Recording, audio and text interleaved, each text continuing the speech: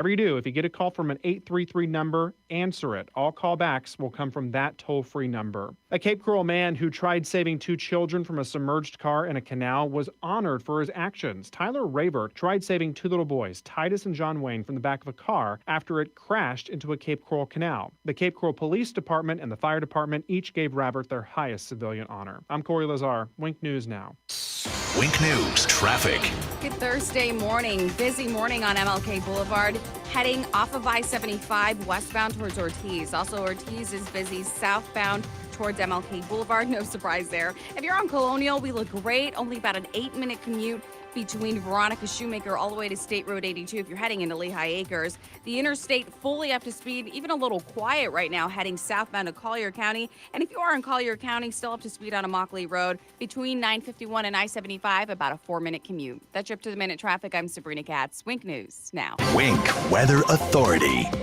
For your Thursday, sunshine and clouds mixing in. We're breezy at times, chilly start, and then eventually mid-70s for this afternoon. Now, heads up, late this evening, overnight into your Friday morning, we are going to see a cold front, and along it, spotty showers and a few rumbles of thunder are possible. Then we do dry out for the remainder of your Friday. Winds crank up, cooler air moves in, and that sets up a pretty chilly weekend. Highs only in the 60s.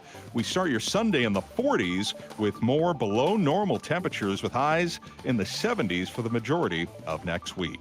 With Wink News, I'm meteorologist Matt Devitt, Weather Authority. Wink News at the top and bottom of the hour. Southwest Florida's place to talk about coronavirus. It's on the police. Everything. Give me liberty or give me COVID-19. 92.5 Fox News.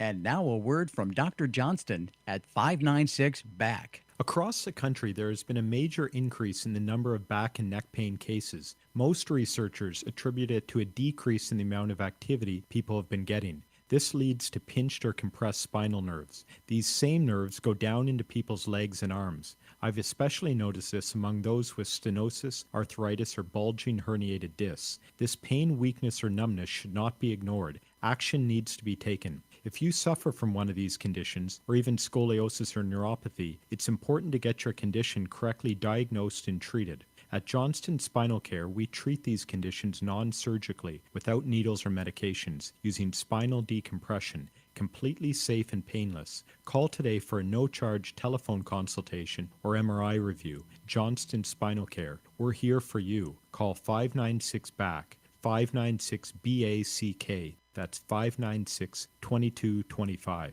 Hey, Dave, what's going on with your sink? It's full of water. Really slow to drain. You tried all the... Yes, I've tried all the... Just asking. Yeah, it gets worse and worse. So maybe... Now the downstairs sink is slow, too. I don't dare flush the toilet. Dave? What's the point of having running water if it doesn't run out again? Dave... I might as well give up on indoor plumbing completely, build an outhouse, and haul water up from the river in a bucket! Dave! So... what's the best case scenario? Best case? Okay, I make one call, someone comes out and gets the water moving again, and things go back to normal. That's best? Well, yeah, but... That's best. Best Home Services. They have 4 plumbing trucks standing by, waiting for last-minute calls. Right now? Right now. I don't need to build an outhouse? It's a little chilly this time of year. GetBest.com. When something goes wrong, we're waiting. Indoor plumbing is a miracle, isn't it? Yeah, only when it's working. Oh, man. Presented by Rocket Mortgage. When you need certainty in the home buying process with a loan that fits your life, Rocket can.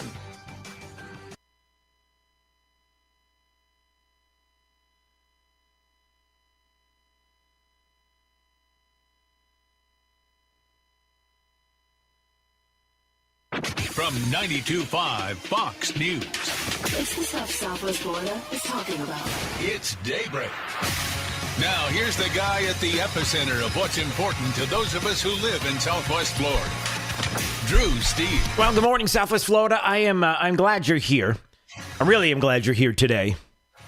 239-479-5592 is the talk and text line, streaming live on YouTube at Drew Steele Radio, Steele with 3 E's, also on Facebook at Drew Steele Radio, and 925 Fox News. All 3 locations here for you today. You know, I took a bunch of notes yesterday, And I'm looking at a lot of what has transpired overnight and into today. And, you know, there are so many things that I want to talk about this morning. There's so many things that we are going to get to. More than anything, I really want to hear from you. 239-479-5592 after all of this has taken place yesterday and leading into what we now know this morning, which is that the Electoral College certification has happened, that the vice president gavelled Congress out, and Joe Biden will be the next president of the United States. And we know that the White House has put out a statement about the peaceful transition. Even though I totally disagree with the outcome of the election and the facts bear me out, nevertheless, there will be an orderly transition on January 20th. I've always said we would continue our fight to ensure that only legal votes were counted. While this represents the end of the greatest first term in presidential history, it's only the beginning of our fight to make America great again. This statement by the president on the electoral certification. But before we get into that and some of what was said there in Congress yesterday, we can't go anywhere until we talk about how violence doesn't beget violence, that there is no way, shape, or form that anybody, ever, anybody would have suggested that what happened yesterday was the tactic. That the chaos on Capitol Hill and going into the Capitol building and what took place by no means was going to make anything better, was going to be a positive. It is condemned. It's abhorrent. It shouldn't happen. I mean, of course, we have to say it. And I'm going to have to say this over and over again because I'm sure there are people that are going to be listening to this program that want to make sure that is said over and over again or are thinking that it won't be said, which is ridiculous.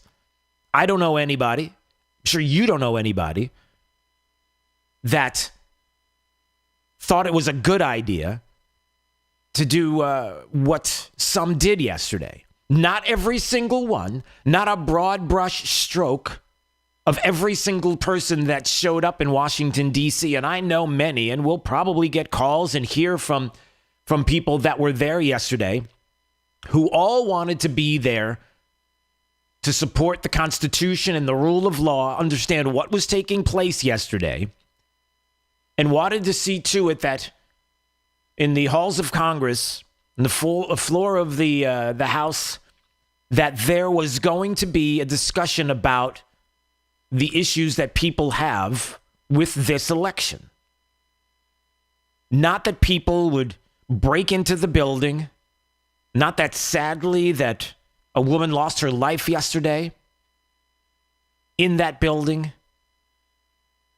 But people are upset for a lot of different reasons. And again, I want to talk to you this morning, 239-479-5592, because I want to know your thoughts today.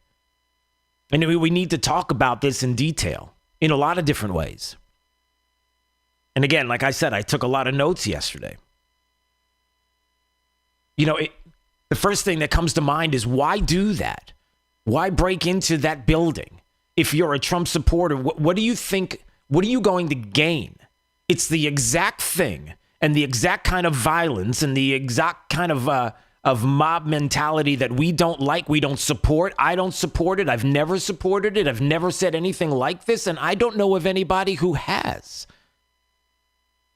It's the kind of thing that you saw over the summer that you didn't want to see, and you were quick to say to people, well, that's not us. That's not what we do. That's what they do. We don't do that. And so what happened yesterday, and that portion of it, was an outrage. It was a horrible thing, and people took a step back and said, what is happening here? What do you plan to accomplish with that? So a couple of other things. And again, I want to hear from you, 239-479-5592. The second thing is, these individuals need to be held accountable. I know that there were arrests, but I'm also wondering why more isn't being made of those arrests, those individuals, why we can't see that more. Why we had to wait at all to see anything like that happen. The one person that was there that was sitting at Nancy Pelosi's desk, who I guess went into the building, sitting at the desk, taking pictures as if this is some kind of joke, walking around the Capitol and then walking out to accomplish what? To what ends? To what gain is that? And then to find out that that person's walking around and nobody's doing anything to arrest that individual, to arrest all of them, to stop that from happening. That was frustrating to me, watching all of that. And I want to see prosecutions of every single one of them. I don't care what side they're on. Do you? 239-479-5592. I mean, that's not okay with you. I know it's not.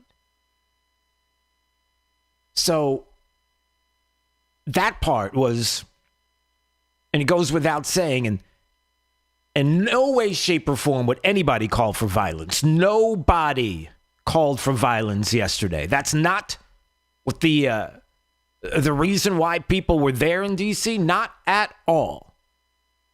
And it was horrible to watch.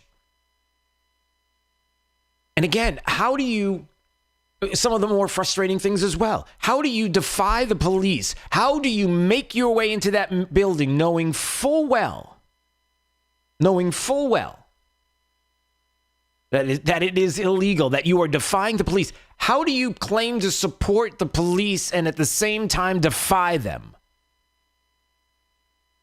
How do you understand the law and how do you understand what right and wrong is? I'm talking about these individuals that went into the Capitol.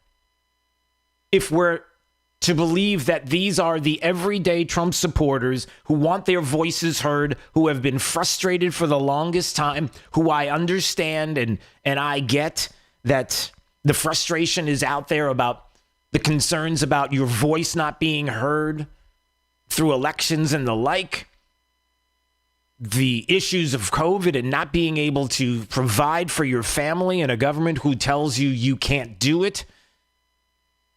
And the more and more information that comes out about this virus, the more and more we're all frustrated about the process and what has been taking place and what that does to people to keep a business open, to be able to survive. The idea that we can't send our kids to school, that a generation right now has lost time in not only being with their friends and family members, but also being in a comfortable environment for their education, and how that's lost and how you get that back. The holiday season where we're told we're not allowed to be with family members, I get it. People are frustrated, but by no means has anyone said what took place yesterday was okay. It wasn't. And every single one of us should call that out. We're going to have to talk today about how the media is feeding into this and what they're doing as well, and the things that they are saying, and how you are now going to hear more and more about how you're the problem, that somehow this broad brush gets painted, that what happened with those few individuals in comparison to the tens of thousands, hundreds, maybe even 1 million people that were there doing what they did. Now the broad brush, it's about you. And your support for the Constitution, your support for the rule of law, your support for the police, your support for everything in this country. And then on the floor, when you have House and Senate members who have the ability to question this election and have the ability to stand up and debate what happened. You had one side and certain individuals who wanted to argue the merits of why there was an issue and why they were there to debate specifics. And then you have another side that was just there, the demagogue. But this was before everything happened. And then after the fact, just horrible. So I'm going to take your calls this morning, and I just want to know what you're thinking today. After all of this, and it's sad. It's a sad state of affairs. It's sad what happened. By no means does anybody support what has been called the storming of the building and the breaking of glass and the people taking pictures and the stealing of podiums and who are those individuals, and are they under arrest right now, and do we know who they are, and has justice been served against those individuals, because we don't accept that. I want to know that that's the case, because I don't care who you are, which side you're on. That is lawlessness, and that is not something that I support, and I know it's not something that, well, I'm sure that you support as well. All right, let's go down the line. I know a lot of people are calling. All right, Nestor's in Cape Coral. We'll start off with Nestor. Nestor, your thoughts this morning? Hi, good morning. Good morning. I don't agree with what took place yesterday, but I don't understand how they say that the elections were fair. Back in November, I drove through Georgia, and I drove through like 300 miles of various different towns, and not once did I ever see a Biden sign anywhere. All I saw was Trump signs everywhere and American flag signs everywhere. Yeah. Yeah, well, there were a lot of people that were talking about how the election was going to go. And thanks for the call, Nestor. I appreciate it. We got a lot of calls that we're going to get to. You know, there are a lot of people that were saying the same thing to me when they were questioning how the election was going to turn out. And a lot of people were saying things like, I don't see any Biden signs. We see the support for the president. We don't see the support for Joe Biden in the same way. So right there were a lot of people that felt confident about the election when things went the way it went. And again, Jake, thanks for the call, Nestor. I appreciate it in Cape Coral, because I want to move on with the calls. We've got a lot of people that are holding on, and I want to get to your calls. But again, you know, as we're talking about the debate, as we're talking about the ability to question, this isn't the first time in American history that there's been a debate about the Electoral College. It happened in 2016. It happens all the time, and we'll get to that too. But again, the frustration of many that we didn't get our day in court, so to speak, that we didn't have the Supreme Court, where there was clear questions about the constitutionality of what was taking place in certain states. And Steve Scalise on the floor made that point clear, and I'm going to play some of that audio coming up. But that frustration of not getting that day in court does in no way, shape, or form justify violence, period, full stop. Let's go to Steve in Cape Coral. Hey, Steve. Morning. I was just going to say, when you draw a large crowd of 1 million people or 500,000 or whatever it was, I mean, you're not going to get all shining stars. Some people acted in emotion. Obviously, they should be held accountable for it.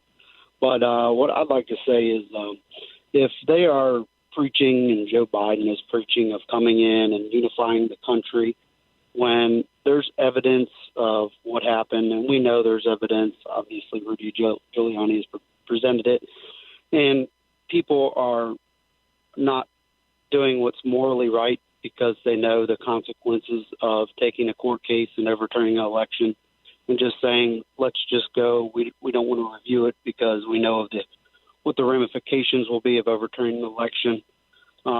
You're not really bridging the country.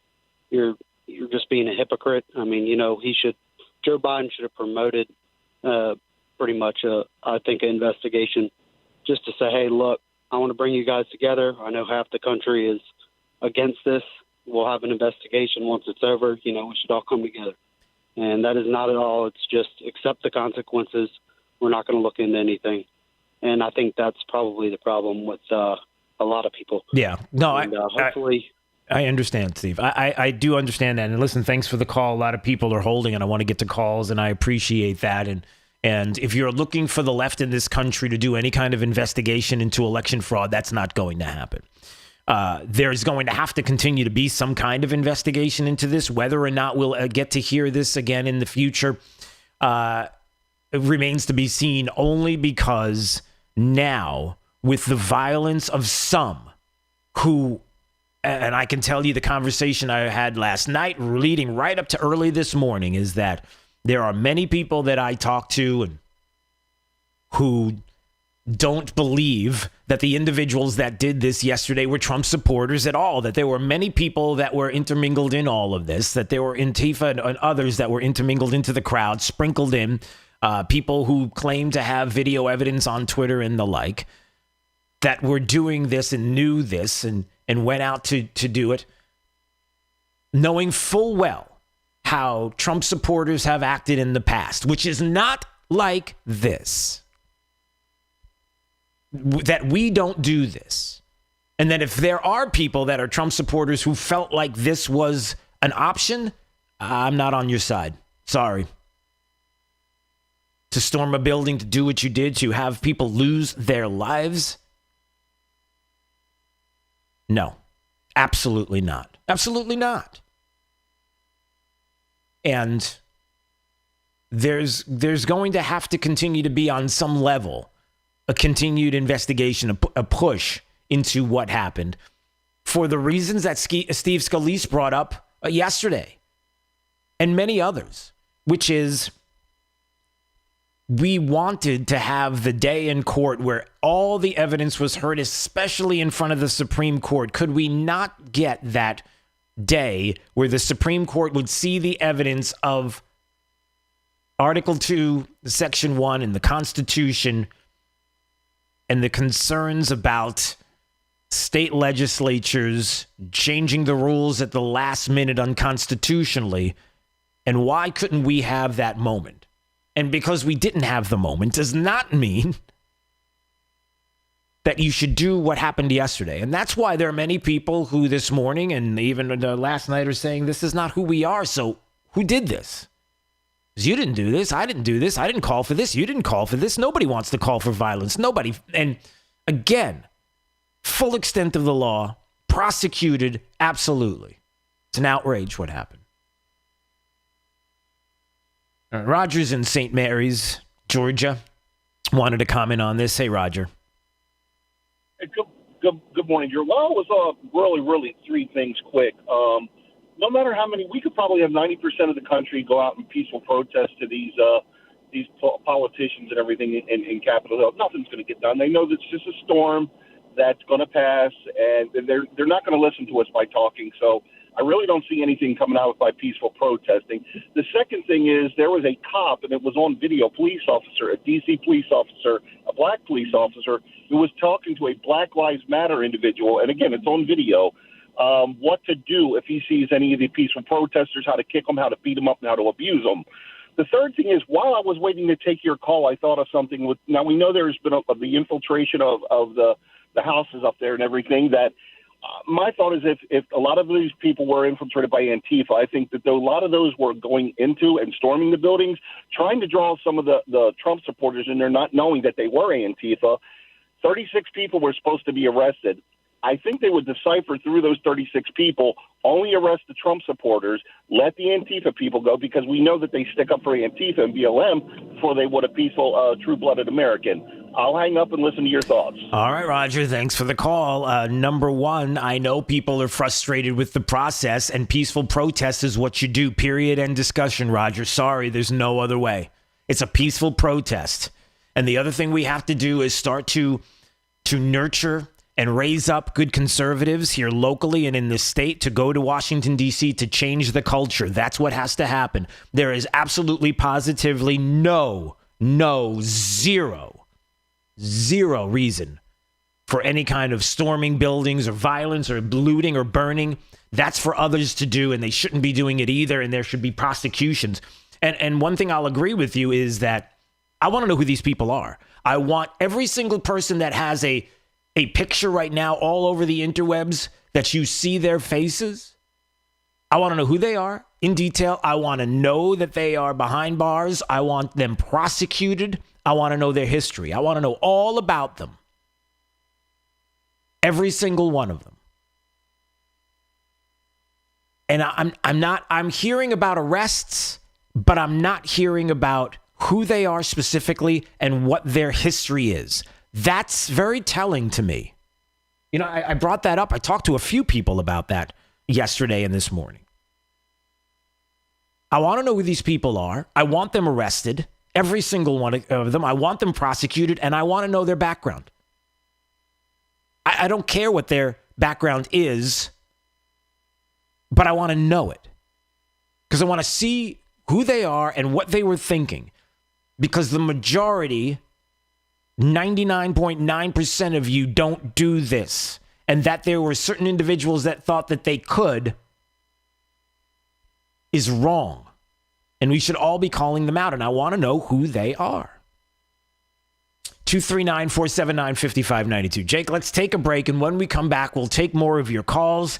If you didn't hear Steve Scalise yesterday, I want you to hear, but I also want you to know a couple of things. Number one, that Congress certified Joe Biden and his election victory after 2 Republican-led challenges. And so, even though it was delayed, that it is done, and the White House has acknowledged that, and the White House saying that even though they disagree with the outcome, that nevertheless there'll be an orderly transition on January 20th. So know that.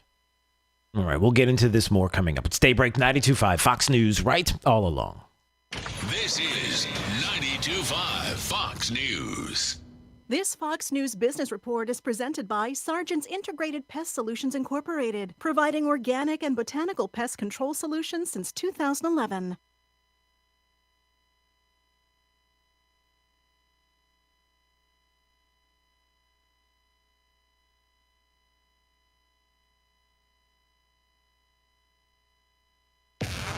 The antidote to the anti-conservatives. 92.5 Fox News. Right all along. Does market turbulence and economic turmoil have you worried about your retirement nest egg? I'm Alfie Townsend. Learn how to navigate these uncertain times. Tune in to Saving the Investor radio show every Saturday at 9 a.m. or visit us at savingtheinvestor.com. At Mr. Sparky, we're America's on-time electrician. Flickering lights and hot switches can be annoying, but they can also signal a major problem, or worse, an electrical emergency. So play it safe and leave it to the experts at Mr. Sparky. We'll get it done right and get it done safely. Call now for $77 off any repair. You don't have to put up with any malarkey. Call 888-8-SPARKY. Limitations and restrictions may apply. Independently owned and operated. Licensed in the respective state or county. Hi, this is John Lawrence with CGU Homes, residential contractor in Southwest Florida. As a Naples native, my childhood is full of memories, from fishing the backwaters of the Everglades to helping my dad with home improvement projects. Today, I have the pleasure of watching my kids grow up, enjoying the same way of life. At CGU Homes, we understand building a home is more than drawings and budgets. It's about building lifelong memories for you and your family. I've been in the residential construction industry for over 20 years and have had the luxury of handpicking my team. When it comes to my team, I look for passion, innovation, and trustworthiness. You can trust CGU Homes to build with honesty and transparency through every step of the building process. So, when you're ready to start a new chapter for your family, whether it's remodeling your existing home or building a brand new one, I invite you to see some of our past projects and learn more about us at cguhomes.com. That's cguhomes.com. And God bless the USA. Dr. Shane Walker here at Thrive Chiropractic and host of the Wellness Hour on 92.5 Fox News for nearly 20 years. And let's face it, many of us are really stressed right now, and that is creating an increase in the number of folks who are dealing with neck pain, headaches, tension across the upper mid-back, anxiety and nervousness. And if you haven't experienced the release of tension that a chiropractic adjustment can produce within your nervous system, go to thrivenaples.com. That's Thrive, Thrive, Naples.com for a special offer. That's thrivenaples.com. Waiting for COVID-19 vaccines to be developed. Now, waiting for them to get to us. But you can do more than wait. You have powerful ways to help slow the spread right now and protect your family and loved ones too. Here's how. Watch your distance. Stay at least 6 feet away from folks you don't live with. It's risky to be indoors with them too. And of course, avoid crowds. Also, wear a mask. CDC reports masks protect the people who wear them and folks around them. And wash your hands using soap and water for 20 seconds. And do it frequently. Vaccines won't make COVID go away overnight, but they give us a real chance to finally overcome it. As long as we keep watching our distance, wearing our masks, and washing our hands. Learn more about vaccines at cdc.gov/coronavirus. Brought to you by the U.S. Department of Health and Human Services. Slider Man, Slider Man. We make your patio door slide like new, slide like new. Slider Man. This is our mission to put your sliding glass door back in the top condition. Slider Man. We make your patio door slide like new, slide like new. Slider Man. Call Slider Man toll free, 866-594-1969. Now, this is a Wink News update.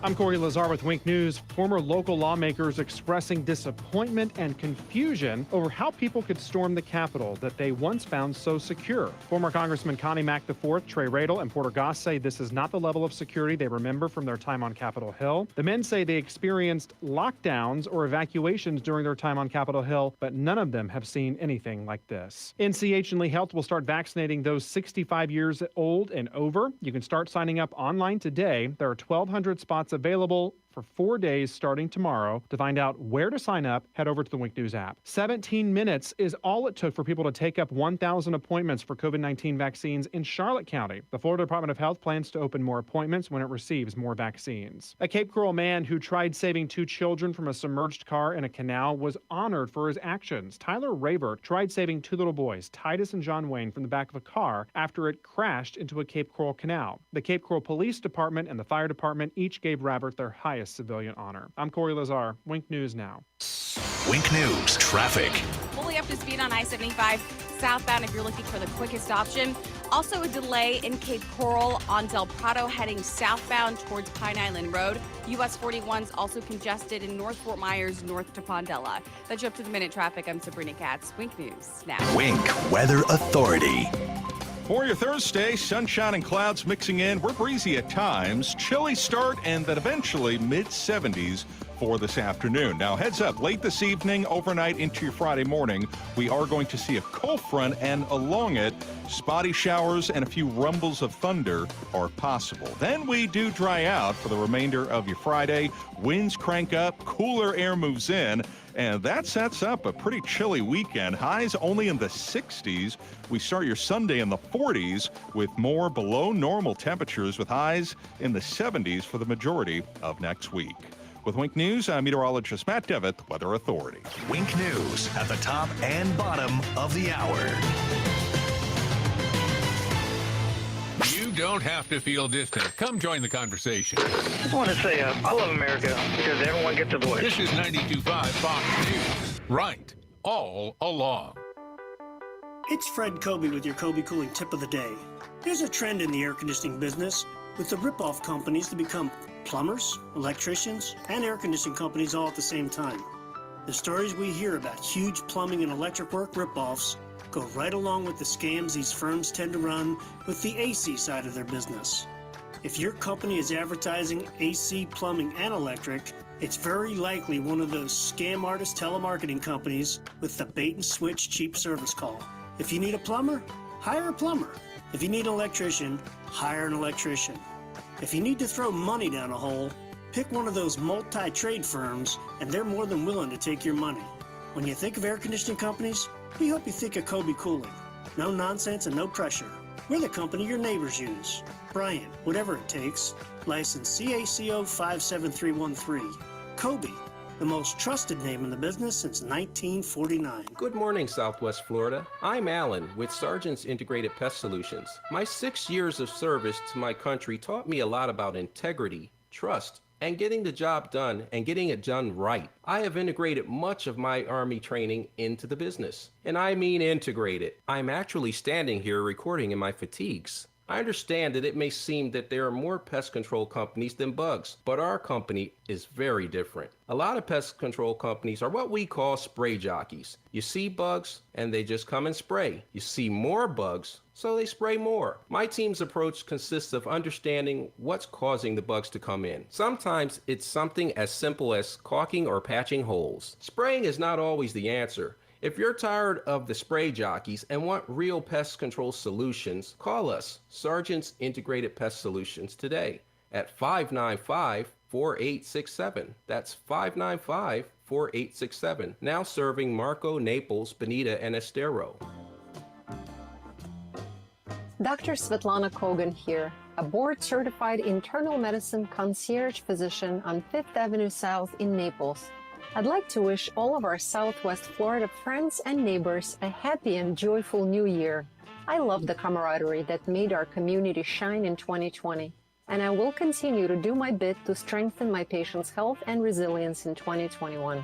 When I'm treating you, I don't stare at the computer screen, but face you, addressing your concerns, your nutrition, treating you as a whole person. I believe that less medication is better, and use natural, holistic approach whenever possible. Health is your most important asset, and the new year is a perfect time to give it the expert attention and time it deserves. Visit my website, customlongevity.com. That's customlongevity.com to learn about how I, Dr. Svetlana Kogan, can help you feel healthy and balanced again.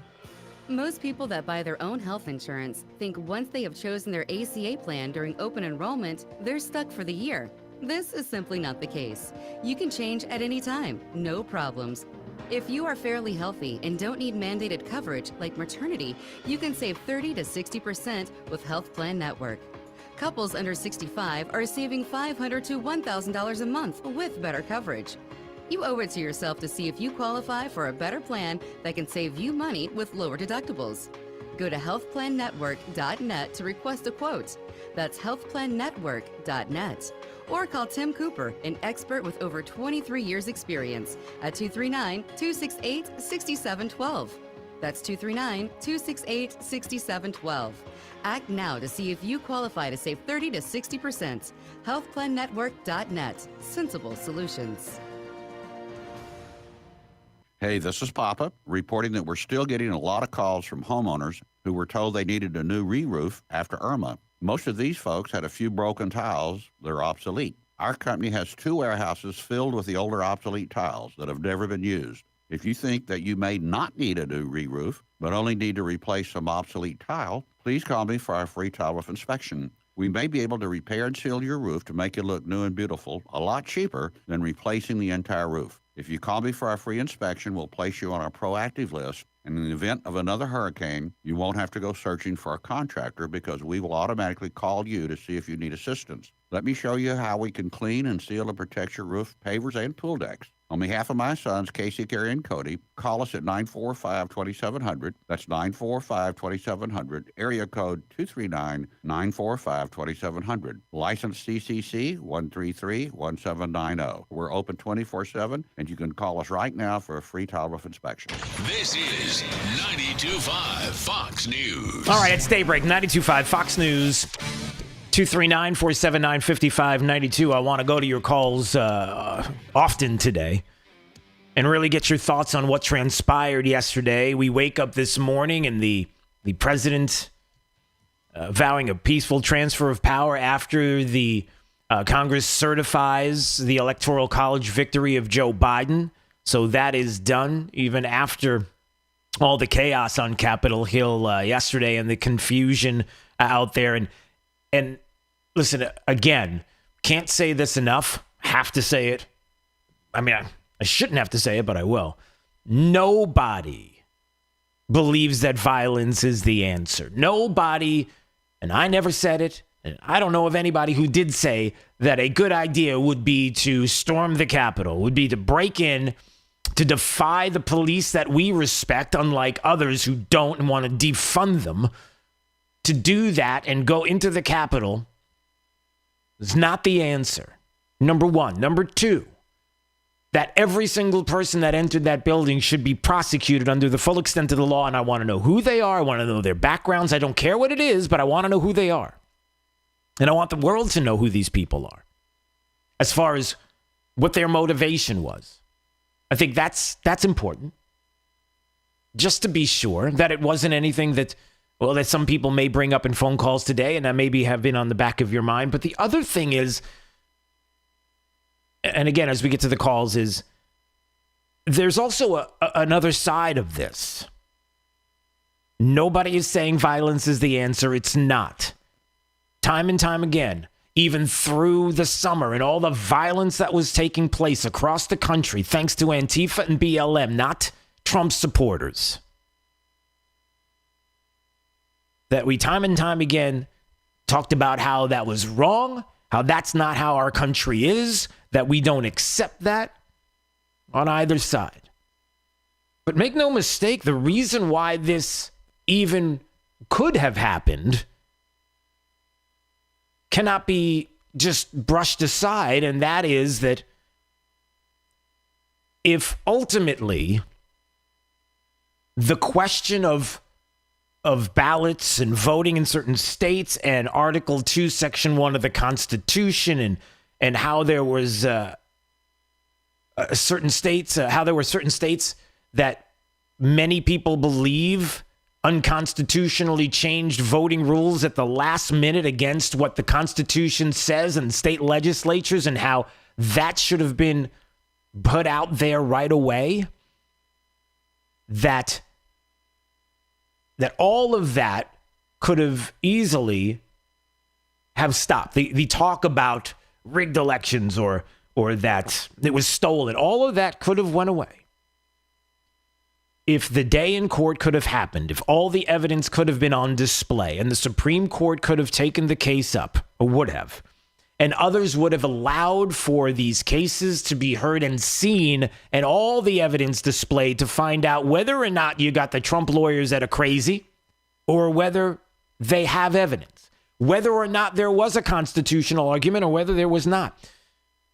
And I say that because how many times have we had an election in American history where you would vote, you'd go through the process, you'd see the election finish, and you'd be like, man, well, let's find out what happened and we get them next time.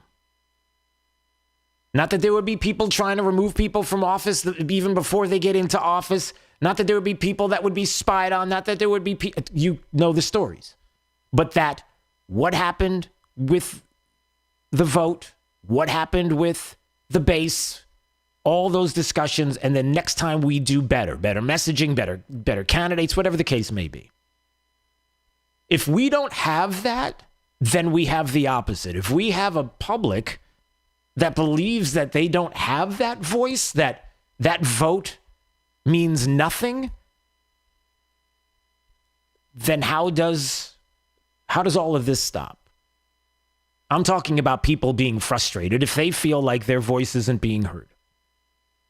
And that's where quite the opposite happens, where you have individuals, government officials that will say, no, you're not allowed to have millions of people on the Capitol in Washington, D.C. to rally for anything. Because who knows what could happen. Oh, no, you're not allowed to go on Twitter and say anything about events that may be taking place because you are the problem in stifling free speech. That can't happen in this country. All right, 239-479-5592. I want to hear from you. All right, let's go to Ruth right away. Right, Ruth in Fort Myers. Yes. Ruth, your thoughts. Go ahead. Yeah, Drew, a couple of things. Number one, I'm putting my detective hat on, but the MO of the people who are sitting in Pelosi's chair and Mitch McConnell's chair and stealing property, you don't match the MO of MAGA people. I mean, no, they don't. You're talking about people, and Antifa and BLM have demonstrated that's what they do after they take over buildings, etc. This wasn't pure rage. This seemed like it was orchestrated.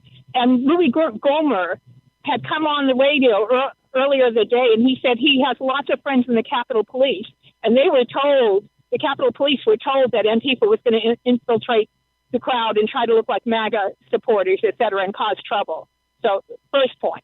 Yeah, and before you go on to your second point, let me reconfirm a little bit of what you said, where there were known Antifa members that were spotted among the Trump supporters. It's a fact that people were seen there. That is true. People do have evidence. They have evidence of how there were some people that were trying to smash windows in the Capitol building, and the Trump supporters that were there on the Capitol actually stopped them from smashing the buildings. Now, whether or not that was an Antifa member or not, the point is that the good people that were there to peacefully protest, the things that we were told the other side does, but while they're burning and looting and destroying, that they actually pulled that person down from the window and stopped them from smashing the window, because that's not who they are. So go ahead. Okay. My second point is, in my opinion, we're under a totalitarian takeover by the left. I mean, if you want to go into history, study the takeover of Eastern Europe, when the Iron Curtain fell and 20 million people's voices were silenced and they were subjugated. And, if you just come to the fight with a slingshot, forget it, you're going to be under totalitarian rule for the rest of your life. Where is the pushback against totalitarian takeover? Our congressmen and representatives weren't shouting from the rooftops like they are now. Stop the violence when Antifa was and Black BLM were burning down buildings, taking over cities. When this election was totally rigged, where are our representatives and legislators saying, "Hey, this is not the way we run elections in America"? Or when they were pushing for mail-in ballots and all this stuff that they knew they were going to attempt a fraudulent election, where are our representatives in Congress and our senators? Yeah. I am so fed up. I'm never, I donated a lot of money to try to win this election, et cetera, and win the Senate and the House of Congress. I won't ever give them another penny, because they have enabled the left to do a totalitarian takeover. I don't, your point of we got to do it locally. Yes, that's a great point, but we don't have time, because once they're entrenched in power, you won't get them out. Well, Look at all totalitarian dictatorships around the world. Ruth. Who's going to get them out? Yeah. The only reason the Iron Curtain was because of us, the shining city on the hill. We put economic pressure on the Soviet Union, so they were able to break free from the yoke of oppression. Yeah. Who's going to help us, Drew? Ruth, listen, I appreciate your passion. You know that I do. I understand, and I hear exactly what you're saying. And to your point, that if we start to see and we feel like the elections that we have, which are so sacred, are somehow manipulated, rigged, whatever you want to call it, then the recourse is not something that we even want to talk about. Then it gets really ugly. To your point, once again, that's what has kept us together for all of these years, is that we could go to the ballot box and do this the right way. And if we come to find out that people are going to suppress us now, that they're not going to allow us to speak, that they're not going to allow us to assemble, we are going to have some serious issues in this country that we're going to have to figure out how to remedy. And Ruth, thanks for the call. I always appreciate it. Thank you so much. And I understand what you're saying. And again, certainly we do have to continue to talk about what's happening on a federal level and keep an eye on it. And there's no doubt about it that it's something that I'm not dismissing in the moment. But when you bring up the fact that local is going to be the way, that the state is going to be the way, when what affects us each and every day, that can't be ignored either. We have to make sure that we continue to be vigilant here at home and keep an eye on what is going on with our local elections. I'm telling you right now, Governor DeSantis is being ideologically attacked at every angle right now because there is a plan out there as well to try to silence us here in the state and our voice as to who we would like to see be the next governor. Let's go to Ray in Naples. Ray, you have some thoughts this morning. Drew, number one, I think you need to calm down a little bit. What you saw yesterday going into the Capitol was what I would call a false flag operation, literally flag operation. Yeah. Those people that went in there were not the Trump supporters. They weren't the people that I saw get on a bus here in Naples and go to Washington. Those were not the people I've seen up at Pine Ridge and Airport Road out on the corner with their signs. What you saw was an organized operation to do exactly what it was designed to do, was to bring shame on all those good people that did go to Washington. Yep. Okay? Yeah. Now, before you go on, let me just say this, Ray, and I think this is important. Number one, I can hear the passion in your voice because and I know, and everybody who's listening understands that that's not who we are. And please hear my heart. And it's okay. You told me to calm down. I'm not going to take that personally. But anyway, the point is, I know what you're saying. I agree with you. My heart was breaking yesterday as I was texting and talking to people all night into the morning. And if you're watching on YouTube, you can see I look like a mess.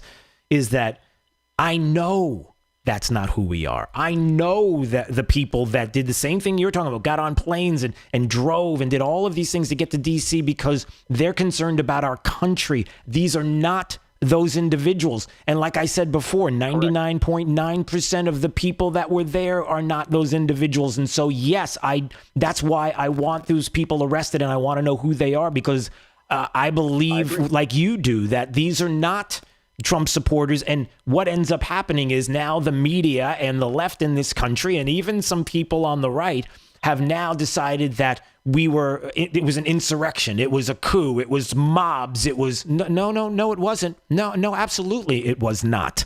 And because a few people did what they did, now all of a sudden we're having to protect ourselves from who? From Republicans who think that that's what this was?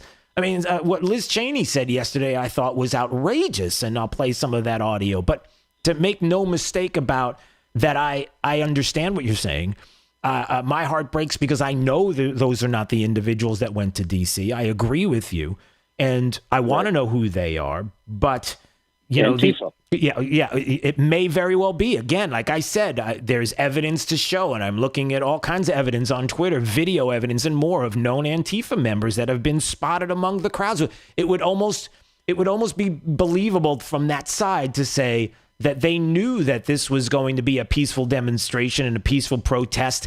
And what better way to cause chaos than to mingle with? I mean, it seems almost right. It seems so outrageous and obvious, but that's not who we are. So go ahead. I don't want to stop you, Ray. So continue. No. All I was wanting to say is the people that did the chaos in there were the paid provocateurs that went in there to do exactly what they were assigned to do, was to tear the place up and blame it on Trump supporters. Yeah. The one guy that got me was the guy that was carrying the Confederate flag, because you only saw it inside. You never saw another Confederate flag anywhere in those Trump rallies and support. Yep. And it was designed to get the maximum amount of media in order to change. And part of what they wanted to target was some of the Congress people that were in the debates protesting the election. Oh no, I think Ray, I would those people change their. No, I would disagree. I would disagree with you. I think the people that they want to target is you. I think that the people that they wanted to target in the Capitol was and by design, where the media can go and say, see the Confederate flag, see the crazy guy with the Viking hat, see the guy stealing the podium, see all this is Trump supporters. This is who they are. Show. Yep, and it's not. All for show. Yeah. All right. That's what people have to realize is how we're being played. Yeah. I mean, for me, I find it fascinating. I'm at an age now, I'm retired. I can sit here all day and watch what's going on. And what I've learned through seeing these for the last 10 or 15 years, it's a play. And they're doing an excellent job at it. The only thing I'm afraid of is where we're headed. Yeah, well, ultimately, you don't want to sit and watch it like it's a play, because it comes to your front door in some way, shape, or form. I agree. Yes. But and Yeah, and I can even make the case that it comes to your front door each and every day by the businesses that have been shut down because of COVID, by the schools that have not been open, that by all of the things that have happened, and that you're just going to have to sit back and take it and sit on your front porch, but don't have anybody near you and don't have any family members there. And if you're in a nursing home and these may be your last hours, they maybe can see you through a window, and that's the best you get. Ray, thank you for the call. I appreciate it so much. And Ray, listen, I'm not going to take the need to calm down comment there personally. Sounds like I did, kind of. All right, 239-479-5592 a day to open up the phones to you. What you witnessed yesterday and some of what we know as we wake up this morning is the president vows a peaceful transfer of power as Joe Biden is certified as president of the United States. They gavelled out early this morning. And the chaos on Capitol Hill, and get your thoughts coming up on Daybreak 92.5 Fox News, right all along. This is 92.5 Fox News. Rush Limbaugh. You have heard of all kinds of privilege, white privilege, male privilege, wealth privilege. Well, there's something called emergency diploma privilege for lawyers. A bill before the New York State Legislature would allow law school graduates to go straight to law practice without bothering to take the bar exam. What's the emergency? The coronavirus. New York State still officially under a declared COVID-19 disaster emergency. September is when the next New York State bar exam is supposed to take place. But that's too soon. There still might be some corona germs lingering in September, and these young, healthy, future lawyers can't possibly risk taking the bar exam in person. So liberal New York State legislators are coming to the rescue. They say that as long as these prospective lawyers have good character and display general fitness to be a lawyer, an attorney, then screw the bar exam. These grads can just be declared lawyers. And standards plummet again. Just get rid of everything that makes it hard, make it easy. Who needs exams at all, by the way? Who cares if you pass or fail these days? Just get your trophy, start earning big bucks, lawyers helping lawyers. It's just amazing to watch what's happening in our country with the liberal left in charge of it. Everything's being destroyed.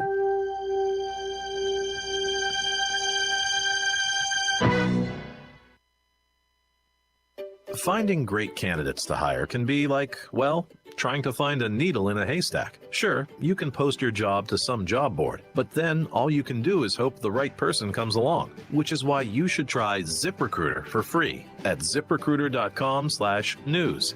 ZipRecruiter doesn't depend on candidates finding you. It finds them for you. Its powerful technology identifies people with the right experience and actively invites them to apply to your job. You get qualified candidates fast. So while other companies might deliver a lot of hay, ZipRecruiter finds you what you're looking for. The needle in the haystack. See why 4 out of 5 employers who post a job on ZipRecruiter get a quality candidate within the first day. ZipRecruiter, the smartest way to hire. And now you can try ZipRecruiter for free. That's right, free at ZipRecruiter.com/free. That's ZipRecruiter.com/free. ZipRecruiter.com/free. From smartphones and TVs to desktops, laptops, and tablets. Every audio device in this hemisphere. All you have to do is tell your smart device to play 92.5 Fox News. Replacing your old kitchen cabinets but worrying about the cost? At Dream Kitchens and Designs, they have the answer. Made of real wood with soft closing doors and drawers in beautiful styles and colors, Dream Kitchens and Designs cabinets come with a 10-year factory warranty and are installed within 2 weeks. Imagine beautiful new kitchen cabinets at unbeatable prices. Call Alex at 239-878-5906 today for a free estimate. That's 239-878-5906. True relief for back and neck pain. Here at Johnson Spinal Care 596 Back, we focus on back and neck related conditions like stenosis, sciatica, neuropathy, and bulging discs that can cause weakness, numbness, or pain. Being an innovator in non-surgical techniques, I have developed unique and extremely effective spinal decompression protocols for overcoming these chronic and debilitating conditions that don't involve any medications or surgery. This 3-step VAX-D spinal decompression approach uses a patented computerized table that decompresses the spine to gently remove pressure off pinched nerves and increase blood circulation to the area. For young or old and so comfortable that most patients almost fall asleep while on the table. No hanging upside down. With this award-winning technology, back and neck pain can be a thing of the past. We always offer a no-obligation consultation and free x-rays to see if you're a candidate. Johnston Spinal Care. We're here for you. Call 596-BACK. 596-BACK. That's 596-2225. This is 92.5 Fox News.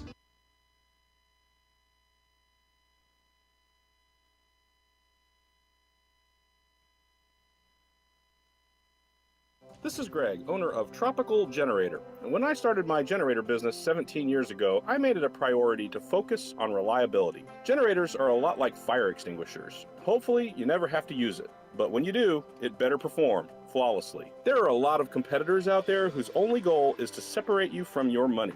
Whether the generator actually performs in an emergency, well, that's not really a concern. Instead of taking a big risk on a cheap fire extinguisher, call Tropical Generator today for a reliable generator system. I offer you 17 years of experience doing expert generator installations, a 4-year degree in electrical engineering, and the highest level Florida licenses in electrical and gas contracting. I also live in Fort Myers and have personally selected and trained every one of our employees. At Tropical Generator, we're big enough to help and small enough to care. Call today, 239-206-4509 or tropicalgenerator.com. That's 239-206-4509 or on the web at tropicalgenerator.com. License EC 13007873. Water is life in Southwest Florida. It drives our economy from tourism to fishing to boating and quality of life. This is Adam Botana from Baywater Exclusive Boat Club, and we talk water for an hour every weekend on Fox News Radio.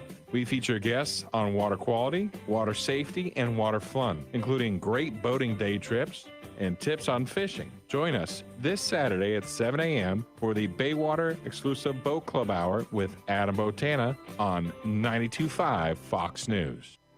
Hi, Michael Crothers, owner of Pure Air Conditioning. Now that our economy has reopened and to help the community, we've decided to offer a safe $29 AC maintenance. All Pure Air employees are supplied with gloves, foot coverings, and KN95 masks for your and their protection. Find us online at getpureair.com to schedule your safe $29 AC maintenance. Join me every Saturday at 11:30 a.m. for the Get Pure Air radio show. I'll be talking about everything from air conditioning maintenance to troubleshooting tips. 92.5 WFSX Estero. It's 7 o'clock on Southwest Florida's news and talk station, 92.5 Fox News. This Wink News Update is presented by Lee Auto Group. Find your perfect vehicle at lee-cars.com. Now, this is a Wink News Update. I'm Corey Lazar with Wink News. A growing number of Republicans say President Donald Trump should be removed from office after the rioters stormed the Capitol. Also calling for that, former Florida Governor Charlie Crist. He says, quote, the 25th Amendment allows for the removal of the president, and it's time to remove the president. Commissioner Brian Hammond tells Wink News changes are coming to improve Lee County's call-in reservation system for COVID-19 vaccinations. Right now, all the callbacks promised are finished unless you made it onto the queue and then got disconnected. Now, whatever you do, if you get a call from an 833 number, answer it. All callbacks will come from that toll-free number. A Cape Coral man who tried saving 2 children from a submerged car in a canal was honored for his actions. Tyler Rayberg tried saving 2 little boys, Titus and John Wayne, from the back of a car after it crashed into a Cape Coral canal. The Cape Coral Police Department and the Fire Department each gave Rabbert their highest civilian honor. I'm Corey Lazar. Wink News now. Wink News Traffic. Fully up to speed on I-75 southbound if you're looking for the quickest option. Also a delay in Cape Coral on Del Prado heading southbound towards Pine Island Road. US 41's also congested in North Fort Myers, north to Pondella. That's up to the minute traffic. I'm Sabrina Katz. Wink News now. Wink Weather Authority. For your Thursday, sunshine and clouds mixing in. We're breezy at times, chilly start, and then eventually mid-70s for this afternoon. Now, heads up, late this evening, overnight into your Friday morning, we are going to see a cold front, and along it, spotty showers and a few rumbles of thunder are possible. Then we do dry out for the remainder of your Friday. Winds crank up, cooler air moves in, and that sets up a pretty chilly weekend. Highs only in the 60s. We start your Sunday in the 40s with more below normal temperatures with highs in the 70s for the majority of next week. With Wink News, I'm meteorologist Matt Devitt, the Weather Authority. Wink News at the top and bottom of the hour.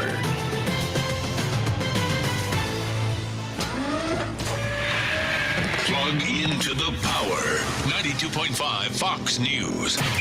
Rush all along. Hi, I'm Kyle Lee with Lee Auto Group. We sell more low-mileage cars and trucks than anyone in Southwest Florida because we have more. Over 300 vehicles in stock with locations in Fort Myers and Tampa. See for yourself at lee-cars.com. Lee Auto Group is looking for quality pre-owned vehicles. Let them make your buying or selling experience easy and safe. Contact Lee Auto Group at 239-288-7374 or visit lee-cars.com. Don't forget the dash. When you're looking for a career change, what's important to you? Health insurance, dental, vision, wages, working conditions, paid time off, or an opportunity for growth? My Shower Door offers all of these, plus more. For the past 5 years, My Shower Door has continued to grow throughout Florida, and this growth requires top candidates. If you or someone you know is interested in making a career change, apply at myshowerdor.com/careers and take that first step towards your new career path. The thing about the Name Your Price tool from Progressive is that by now you've heard a lot of ads about the Name Your Price tool from Progressive. We probably don't even need the words, the Name Your Price tool, to tell you that our Humpback Whale Pup gives you options based on your budget, or that our novelty hand buzzer helps you save on car insurance. And that's the thing about the tiny felt bag filled with marbles. At this point, you've heard a lot of ads about the elusive northern bobcat. The Name Your Price tool, the neighbor who baked you banana bread, only from Progressive. Progressive Casualty Insurance Company and Affiliates. Price and coverage match limited by state law. Keeping your home and business cool is a struggle, but now you can be the insider on how it all works and how to keep it running when the heat is on. Join Matt and Justin from Island Air right here on Saturday mornings at 5 a.m. for the Island Air Hour, providing quick and effective solutions for commercial and residential air conditioning and heating systems. If you have a question about your system, you can call us right now at 239-747-1550, and we'll be glad to help. Serving Southwest Florida since 1972. From 92.5 Fox News. It's the stuff Southwest Florida is talking about. It's Daybreak. Now, here's the guy at the epicenter of what's important to those of us who live in Southwest Florida. Drew Steele. Well, good morning, Southwest Florida. Glad you're here. 239-479-5592, the talk and text line. We stream live every day on YouTube at Drew Steele Radio, Steele with 3 E's, and also Facebook.com/925 Fox News, Facebook.com/Drew Steele Radio, all 3 locations if you want to watch this program. The violence, the chaos that took place yesterday in Washington, D.C. at the Capitol was horrendous. It's awful. Nobody ever called for it. Not one single person said that that was a remedy here. It was not. And everybody that I know, and I'm sure you do, condemns exactly what took place yesterday in breaking into the Capitol Hill building there and making their way in. We want people accountable. We want people arrested and prosecuted. Want to know exactly who these individuals are, their history, want it all. The media is going to do their best today, and they're already doing it. As we wake up this morning to find out that 3 a.m. This morning, as Congress gavels out and they certified the Electoral College, Joe Biden will be the next president of the United States. The president and the White House putting out a statement saying that even though I totally disagree with the outcome of the election and the facts bear me out, nevertheless, there will be an orderly transition on January 20th. I've always said we would continue our fight to ensure that only legal votes were counted. While this represents the end of the greatest first term in presidential history, it's only the beginning of our fight to make America great again. So that's it. There it is. But the media now doing what they do best. And here we go. To try to make it seem like it was a coup, it was an insurrection, that you as peaceful protesters showing up in Washington, D.C., leaving Southwest Florida and heading onto planes and buses and trains and making your way to Washington, D.C. to peacefully protest, that because there were certain individuals that 99.99% of you would not do what they did, certain individuals breaking into the Capitol building, that all of a sudden the broad brush now gets to be painted by the media that It's all because of you. It's all your fault.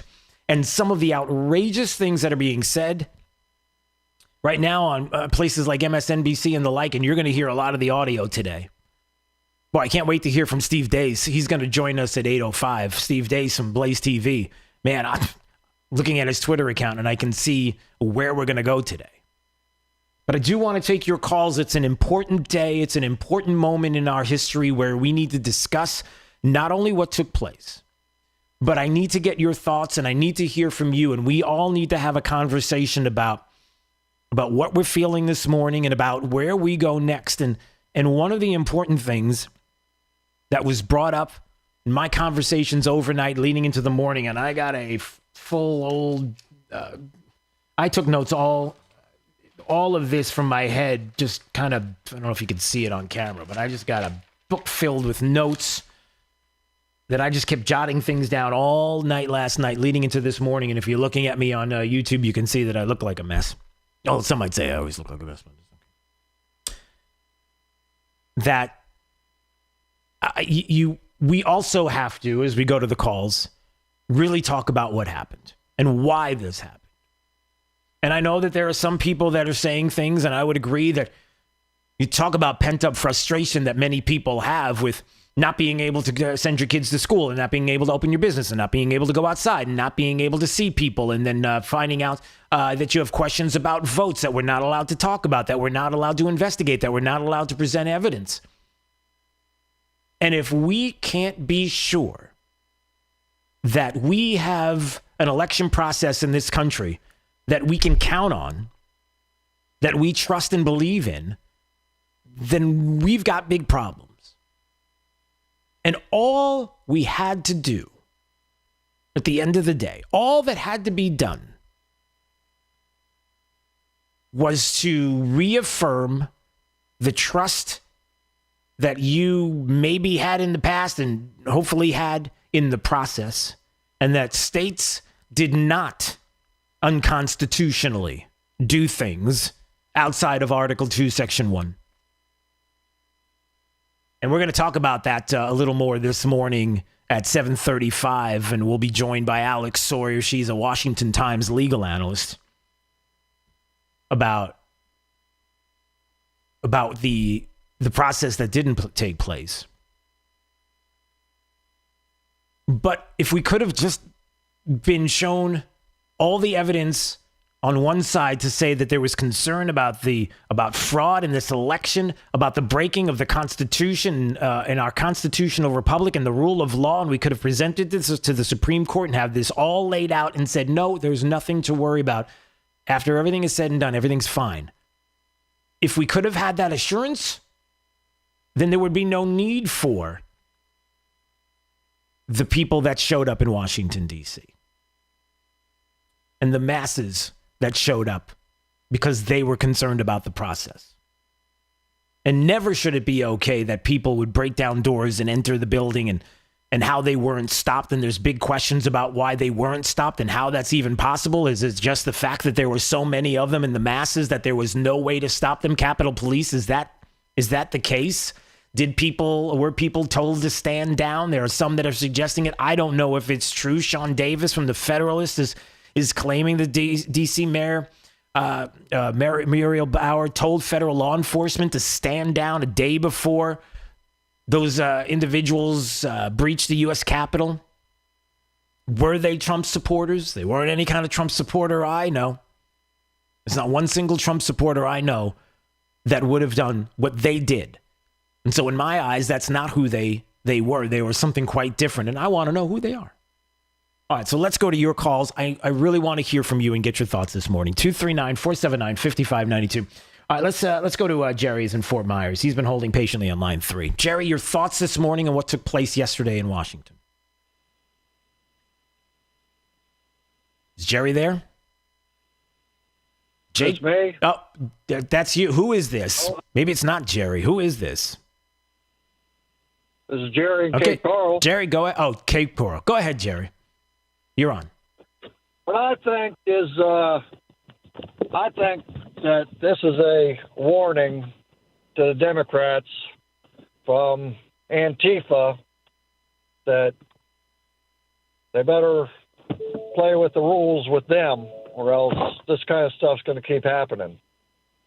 All right. Well, Jerry, Cape Coral there, thanks for the call. I appreciate it. I know people are saying, well, was it Antifa? Is it possible that it was Antifa? There are those that had video up on social media and some who claim that there were Antifa members that were mixed in, known Antifa members, part of the groups that were there in Washington, D.C. The New York Post had the article, 2 known Antifa members posed as pro-Trump to infiltrate the Capitol, according to some sources. Is that true? Anthony's in Naples wanted to weigh in. Anthony, your thoughts? Good morning, Drew. Good morning, Drew. Good morning. Just a couple of things. I watched the president's speech. There was nothing that he said that was inflammatory or that would make the argument that he provoked or stoked the flames, so to speak. The American people are smart people. And I think what happened was you had a perfect storm of events that took place. You had the COVID, you had people losing their jobs, you had kids staying home, which changed their parents' work schedules, and all of this stuff took place. Then you had the election, which you don't have to be a very, very smart person to realize that there were constitutional violations, that there was rampant fraud throughout the entire system. And then when you have state Supreme Courts and then eventually the federal Supreme Court that don't want to hear anything, people will say, enough is enough. And I completely condemn all of the violence that took place. I'm a retired law enforcement officer, and I hope that all the people that were arrested are prosecuted to the full extent of the law. But when you don't have a full and transparent view of the facts, people are going to say, you know what, I'm really tired of this particular system, and things need to change. And I agree with what you're saying. Things do need to change through peaceful protest, through maybe voting out people that aren't doing what their electorate have voted them in to do. So I'm going to hang up, and I'd like to hear your thoughts. Yeah, well, I appreciate the call, Anthony in Naples. Thank you for your thoughts and how much we appreciate you as law enforcement and how we do appreciate law enforcement. And again, that point that's so important. I don't know if one single Trump supporter, I don't know of one single person that supports the Constitution and the constitutional republic and the rule of law that would have done what those individuals did in defying the police, the same police that they claim to respect, but yet they defied them. Who does that? People who want to defund the police defy police officers. People who respect police don't. That's another portion of who these individuals were, and I want to know, and I want names, and I want their history, and I don't care where that history lies. I want to know. But yes, people do get frustrated, and it goes back to what we talked about earlier, which is we have been solid, sturdy, the place that the whole world wants to escape to, not from, because the integrity of the election in this country matters. That we wake up one day after an election and say, well, we lost, we'll get them next time, and we kind of do a forensic on what happened, and we find out, and then is it the candidate, is it the policies, is it what was it, and then we get back to work on the next election. If we can't trust the election, all bets are off.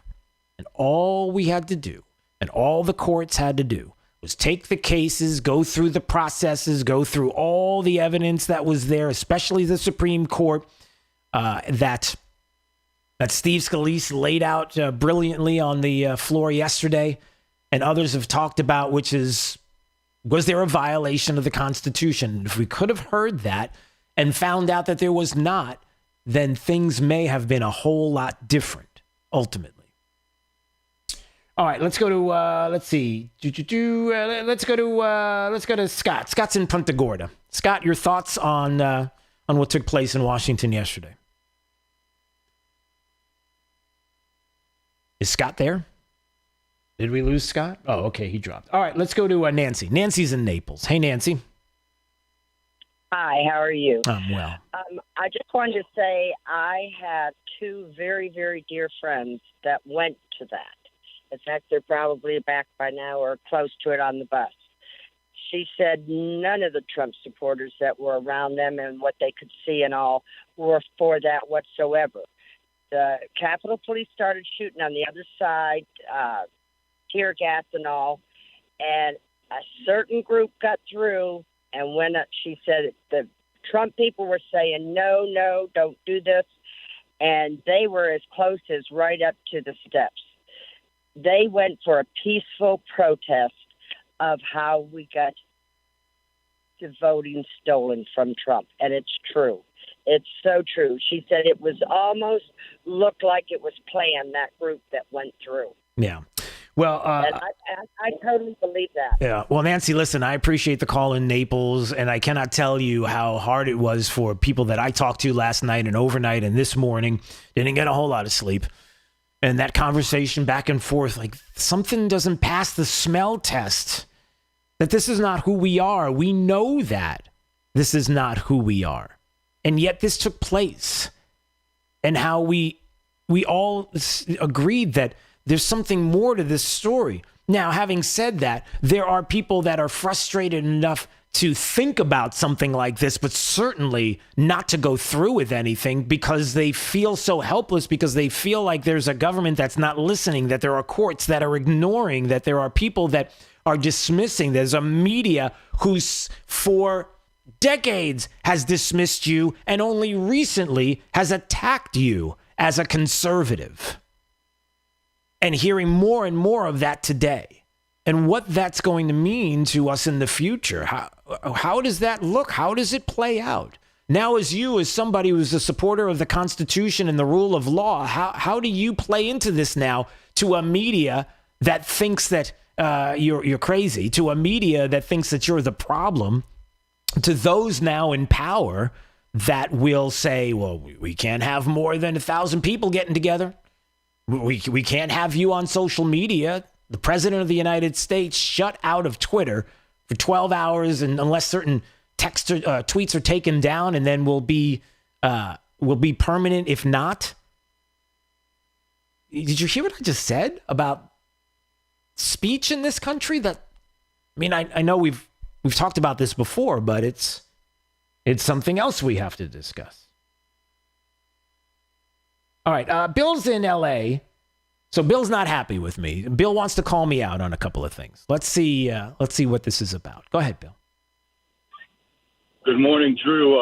Listen, I'm going to call you out. How long do we as conservatives and Republicans have to be peaceful? You said, I can't quote it, but I just heard it, that we have to rely on the system to vote out the people who caused this. This question, how long do we have to be peaceful? We are peaceful. For forever. Okay, how long? Forever. So they're going to continue to keep doing what they're doing. And you see these Republicans, after they broke into the Capitol building. Well, wait, whoa. Do we know that they're quote unquote Republicans? Do we know that they're Trump supporters? Do we really know what their motivation was? I'm talking about the politicians. You said that broke into the Capitol. Okay, they're okay. I just woke up. I'm sorry, but there were politicians after the riots were quelled who got on the floor and said, "Okay, we have to change. It's done deal. Joe Biden's president." Graham, that milquetoast spineless. He acquiesced and he said, "Okay, we ought to get on with this." All they're doing is solidifying their political future. Neither one of these parties give a crap about us. So how long are we supposed to just roll over and go, okay, next election we'll change it? We just saw that elections they don't mean anything, man. Anything. What is our moral compass that we have to remain when the Constitution said it's our duty to overthrow a tyrannical government? How much more tyrannical do they have to get? Stay in your house, wear a mask, force vaccines. You can't go out to eat. And now, if you vote, we're just going to change it anyway. Where do we go from here? At what point do we say, you know what, you work for us, you've always worked for us, Our silence gave you the false perception that you have authority over us. You do not have authority over us. You work for us. You represent us.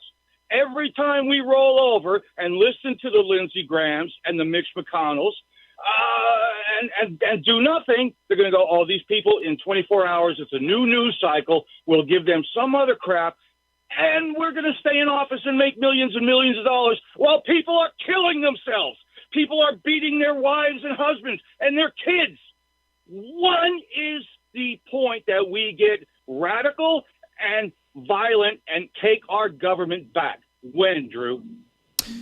Well, first off, I'll say this, Bill. You and your passion is shared by many people, and your frustration is shared by many people. You're not alone in your thoughts that you've expressed. Some people don't express their thoughts. They keep them inside, and you have expressed what a lot of people are thinking. And I completely understand the first part of it. And I'm looking at the clock. And if you want to just hold on, Bill, because we've got to go to a break. But the first part of this is violence does not beget violence. We don't do that. We can't do that.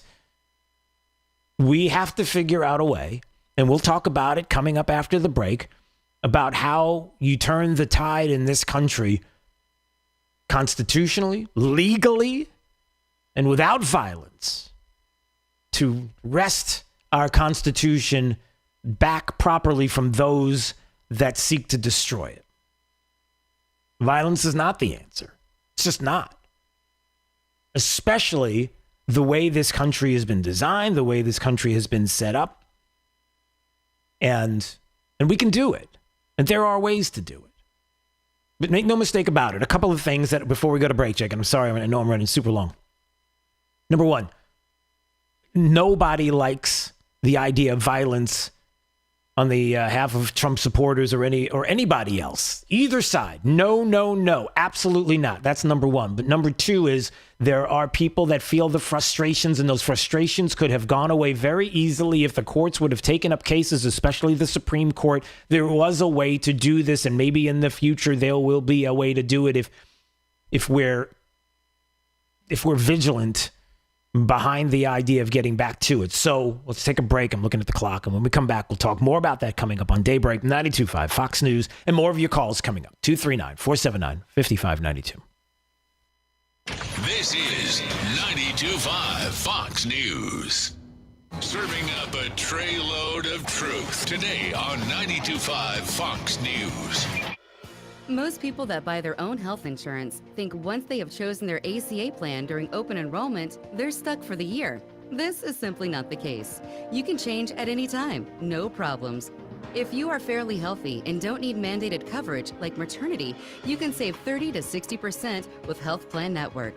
Couples under 65 are saving $500 to $1,000 a month with better coverage. You owe it to yourself to see if you qualify for a better plan that can save you money with lower deductibles. Go to healthplannetwork.net to request a quote. That's healthplannetwork.net. Or call Tim Cooper, an expert with over 23 years experience, at 239-268-6712. That's 239-268-6712. Act now to see if you qualify to save 30 to 60%. healthplannetwork.net. Sensible solutions.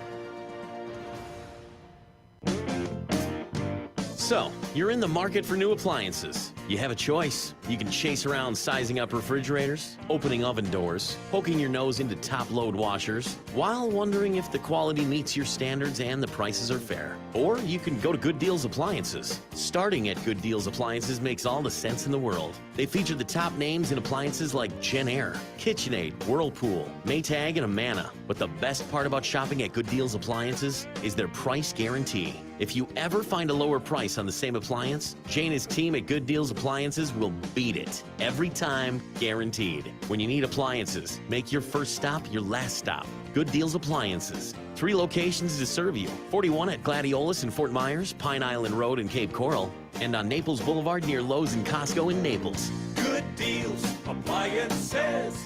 Have we got a deal for you? What's that switch in your kitchen do? Nothing. Flick it on, off, nothing happens. Weird. Now, if it would turn on the overhead fan, that would be cool. Can't get that to work either. Frustrating. You know, this is what's wrong with humanity.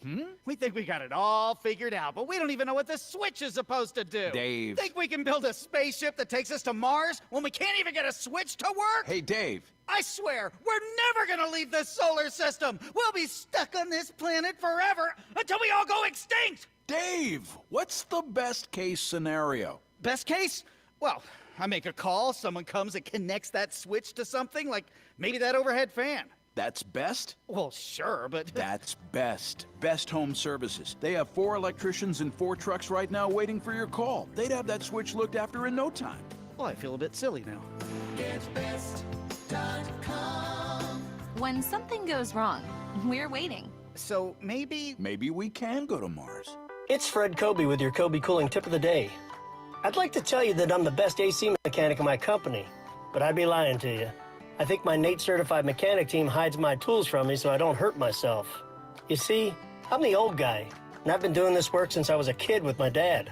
Our younger staff are really the best mechanics in this business, and they've been through years of training and years of testing, with continuing education to keep up to date on the latest and greatest things in the air conditioning world. All companies brag about their experience, and we certainly have that, but we're most proud of our team being on the cutting edge and the leaders in technology and application of the modern air conditioning equipment. That's why we've been voted best air conditioning company in Southwest Florida year after year in the news press polls. It's not me, it's the best team of NATE certified mechanics ever assembled. Call 239-482-1542 and experience the best. License CACO 57313. Replacing your old kitchen cabinets but worrying about the cost? At Dream Kitchens and Designs, they have the answer. Made of real wood with soft closing doors and drawers in beautiful styles and colors, Dream Kitchens and Designs cabinets come with a 10-year factory warranty and are installed within 2 weeks. Imagine beautiful new kitchen cabinets at unbeatable prices. Call Alex at 239-878-5906 today for a free estimate. That's 239-878-5906. This Wink News Break is sponsored by Cornerstone Builders. Give us the opportunity to wow you. Now, this is a Wink News Update. I'm Corey Lazar with Wink News. A growing number of Republicans say President Donald Trump should be removed from office after the rioters stormed the Capitol. Also calling for that, former Florida Governor Charlie Crist. He says, quote, the 25th Amendment allows for the removal of the president, and it's time to remove the president. Commissioner Brian Hammond tells Wink News changes are coming to improve Lee County's call-in reservation system for COVID-19 vaccinations. Right now, all the callbacks promised are finished unless you made it onto the queue and then got disconnected. Now, whatever you do, if you get a call from an 833 number, answer it. All callbacks will come from that toll-free number. A Cape Coral man who tried saving 2 children from a submerged car in a canal was honored for his actions. Tyler Rayberg tried saving 2 little boys, Titus and John Wayne, from the back of a car after it crashed into a Cape Coral canal. The Cape Coral Police Department and the Fire Department each gave Rabbert their highest civilian honor. I'm Corey Lazar. Wink News now. Wink News Traffic. The crash in Lehigh Acres at Grant Boulevard and State Road 82 is really causing backups. About 2.5 miles of creep and crawl delays heading west, starting from Jaguar all the way to Alabama Road. Also, eastbound still reported shut down. So if you are commuting between Alabama and Homestead Road, just stick to Milwaukee. It's fully up to speed. Also, a crash at Daniels Parkway and Commerce Lakes Drive near Gateway Boulevard, causing a delay westbound.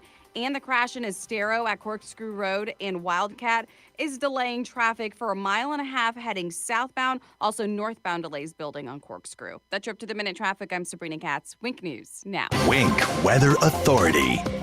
For your Thursday, sunshine and clouds mixing in. We're breezy at times, chilly start, and then eventually mid-70s for this afternoon. Now, heads up, late this evening, overnight into your Friday morning, we are going to see a cold front, and along it, spotty showers and a few rumbles of thunder are possible. Then we do dry out for the remainder of your Friday.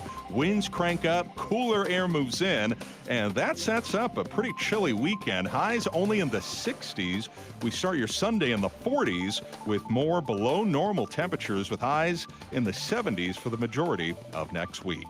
With Wink News, I'm meteorologist Matt Devitt, the Weather Authority. Wink News at the top and bottom of the hour.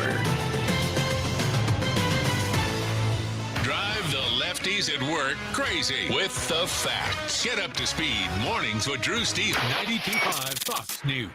Right, all along. You want a new look for your kitchen, but you really dread the thought of subjecting your home and family to the mess and fuss created by weeks of remodeling? Cornerstone Builders has the solution. They can give your kitchen an entirely new look in a matter of days, not weeks. Stand by for the phone number to schedule your free in-home consultation. Cornerstone will save you a lot of time and thousands of dollars with a custom kitchen reface. This 4-step process includes 15 cabinet doors, 5 drawer fronts, and includes relaminating your cabinet exteriors, plus new hinges and new knobs or handles. Best part? The price. Just $38.20 for a beautiful thermofoil reface or $78.20 for maple wood reface. Call today to schedule your free in-home consultation. 239-332-3020. That's 332-3020. 239-332-3020. Cornerstone Builders in Fort Myers, Naples, and Marco Island with 30 years and 22,000 satisfied customers. You know they're gonna wow you.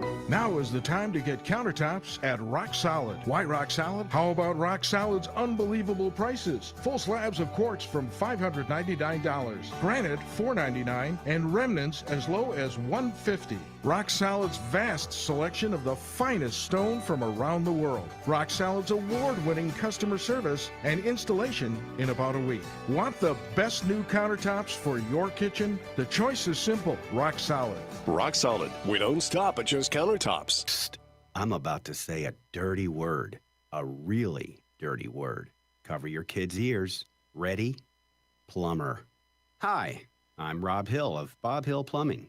I'm not sure why plumber is a dirty word. I like to think of myself as a respectful, clean, and honest plumber. In fact, I'm proud to say that Bob Hill Plumbing is one of the oldest businesses in Naples. My dad founded Bob Hill Plumbing in 1952. I instilled the same tradition and values as he had back in the 50s. I dare you to find that in the chuck in a truck world. Everyone has an AC guy and an electrical guy, but a plumber? If you need plumbing services, I invite you to call me today, and I'll prove to you that we've cleaned up the word plumber.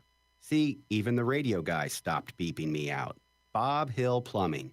Let me be your plumbing guy. To schedule service, call Bob Hill Plumbing at 262-6119 or go to bobhillplumbing.com. Trey Radel, your host of The Drive here. In studio with us is Dr. Michael Varveris. He is a concierge medical doctor. Now, doctor, in today's world, you have to wait sometimes months before you can get an appointment with your doctor. When you get there, it's at least an hour wait to even get in. You barely even speak with your doctor. How are you different? And everything you mentioned, I'm different. What I'm trying to do is trying to provide the service that I'd want provided, or I want a loved one provided. So a patient of mine will be able to see me today or tomorrow. The time spent will be what is needed. A patient might have to wait a little bit because I'm with another patient, but I'll do the same for them. You know, I keep my overhead low in my practice, and it allows me to create individual relationships, which obviously is what it's all about. Dr. Varveris, go visit him online at michaelpvarverismd.com. That's VARVERIS. This is the doctor that gets to the root of the problem, your concierge medical doctor. Visit him online today, michaelpvarverismd.com. This is 92.5 Fox News. All right, it's Daybreak, 92.5 Fox News. It's Drew Steele. 239-479-5592 is the talk and text line. A lot of people calling. I want to get your calls today. I want to flood the phone lines with calls because I want to know your thoughts after witnessing what you did yesterday. We're going to get to those calls coming up, but I did want to speak with Alex Sawyer, who's joining us right now, a Washington Times legal analyst, because I just had a few questions about the process yesterday. I thought we would be talking about the process and how it ended up in a normal sense, Alex, but unfortunately it didn't turn out to be that way. By the way, are you here in Florida? Are you in this state, or where are you exactly? So I'm actually at home in Washington, D.C., Gotcha. a couple miles from the Capitol. But I do. My family's down in Southwest Florida, Oh, so nice. we're there quite a bit. Okay, all right. But, I'd much rather be down there than up here, that's for sure, Well, especially this time of year. I was going to say this time of year, and I might even say politically, it's quite a nice place to be, the state of Florida. There's a lot of things to love. But, I wanted to talk a little bit about the process and what we thought may have played out, or the way that the president and the legal team thought that there would be an avenue to play out. But before I get to that, were you pretty much convinced that nothing was going to take place moving forward after you heard the comments from Senator Mitch McConnell? Did it's kind of the tea leaves maybe were there as to where we were going, not just from the vice president early on, but from his comments as well? Yeah, no, that was definitely just what the numbers suggested too, in terms of the amount of lawmakers who said that they were planning to object in the Senate. It just wasn't going to be a majority. I do think there would have been possibly more states debated had the events not taken place as they did yesterday. There was talk about lawmakers wanting to, I guess I should start with just the basic. It takes one member of the House, one member of the Senate to object to a state, and then that's what forces the 2-hour debate. They can obviously shorten that if they agree to it, but I think there was going to be more of those if we didn't see what happened or transpired yesterday. Right. There was talk that there would have been an objection to Arizona, Georgia, Pennsylvania. You did see Arizona and Pennsylvania, but the Pennsylvania debate didn't last long, given that it was like 1:00 in the morning. So I do think that it did the protest that turned into somewhat, a violence inside the Capitol. With a woman dying, that of course altered, I think, the plan going forward in terms of some of those, Republican allies of Trump in Congress wanted to do. Yeah, no doubt. Horrific. The actions that took place yesterday there in the Capitol, and we'll get to that coming up later on in the broadcast. But one thing I wanted to have you on this morning to ask about specifically is this: I think that what we witnessed was many people saying that really all this was going to be was a debate. But ultimately, at the end of the day, the vice president wasn't going to do anything. Congress wasn't going to do anything. But there was another side, and I want you to talk about this specifically, just so I understand, that there was a side that said, why couldn't the vice president kick it back to the states and say that there were issues with the dual set of electors sent by specific states? Could he have done that? Because, yes. At the end of the day, you're going to have the debate, right? There's going to be, the left is going to have their thoughts and the right's going to have their thoughts. But could the vice president have done that? Well, so I spoke to several legal scholars on this, like what the typical role of Mike Pence is. And it was more of a, I guess, based on precedent, a master of ceremonies. You never really had, except for, what was it, more than 100 years ago or so, this type of thing play out where you had the objections and at that time then was successful. But of course, they say, that you have the presiding, Mike Pence this is not the first time he presided over the Senate, right? That's what his job is. He comes in sometimes and breaks ties. However, he never usually casts the vote. It would actually be the votes that have to overturn, a state's electors. And so that was kind of the consensus, was that it was more he was just going to be there. Do we accept Arizona? It's up to the individual lawmakers to have enough to object, to debate, and then to see if they can have a majority in both chambers overturn it. He doesn't cast a vote in this. So I guess that might clear up, why you didn't see more from him. At the same time, I think to your last point, it's important to note, I was kind of scratching my head about everything just because if they were successful, the Republicans, in terms of wanting to object to Arizona, Georgia, Pennsylvania, that would have been enough to take away, the 270 needed, I suppose. But then the 12th Amendment would say that it then goes to the House to pick the president and the Senate to pick the vice president. So I'm not sure, given that Nancy Pelosi leads the House and now it looks like Chuck Schumer will be leading the Senate, that the result would have been anything that different than what it is, if you follow what I'm saying. Yeah, no, I understand, and how the results would have turned out. And lastly, before we go, because I've got so many calls today, and it's such an unusual day, as you probably understand, and I'd love to have you back to talk in more detail about some of the legal issues that will be taking place, not only in the state, I'm sure, but across the country, is this. I wonder why, and maybe you can explain to people, why didn't the Supreme Court take up the constitutionality of what happened in the states like Pennsylvania? Why would they leave that out there? I have no idea. I'll say it was very, as covering the Supreme Court, I was very confused as to why they decided to take some of these challenges from states and not others. Yep. There was, it wasn't just Pennsylvania that had changed their laws last minute. There was other states, Wisconsin, North Carolina, a bunch of these made its way to the Supreme Court.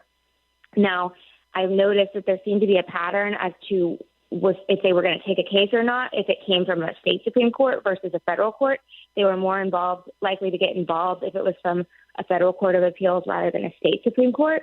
However, that case is still pending. So it could be that they do decide to hear it or weigh in and set some sort of bright line rule about when a governor or a state secretary of state could go ahead and alter or make amendments to the law that state legislatures pass for, laying out the perimeters for an election, or they could say that's illegal.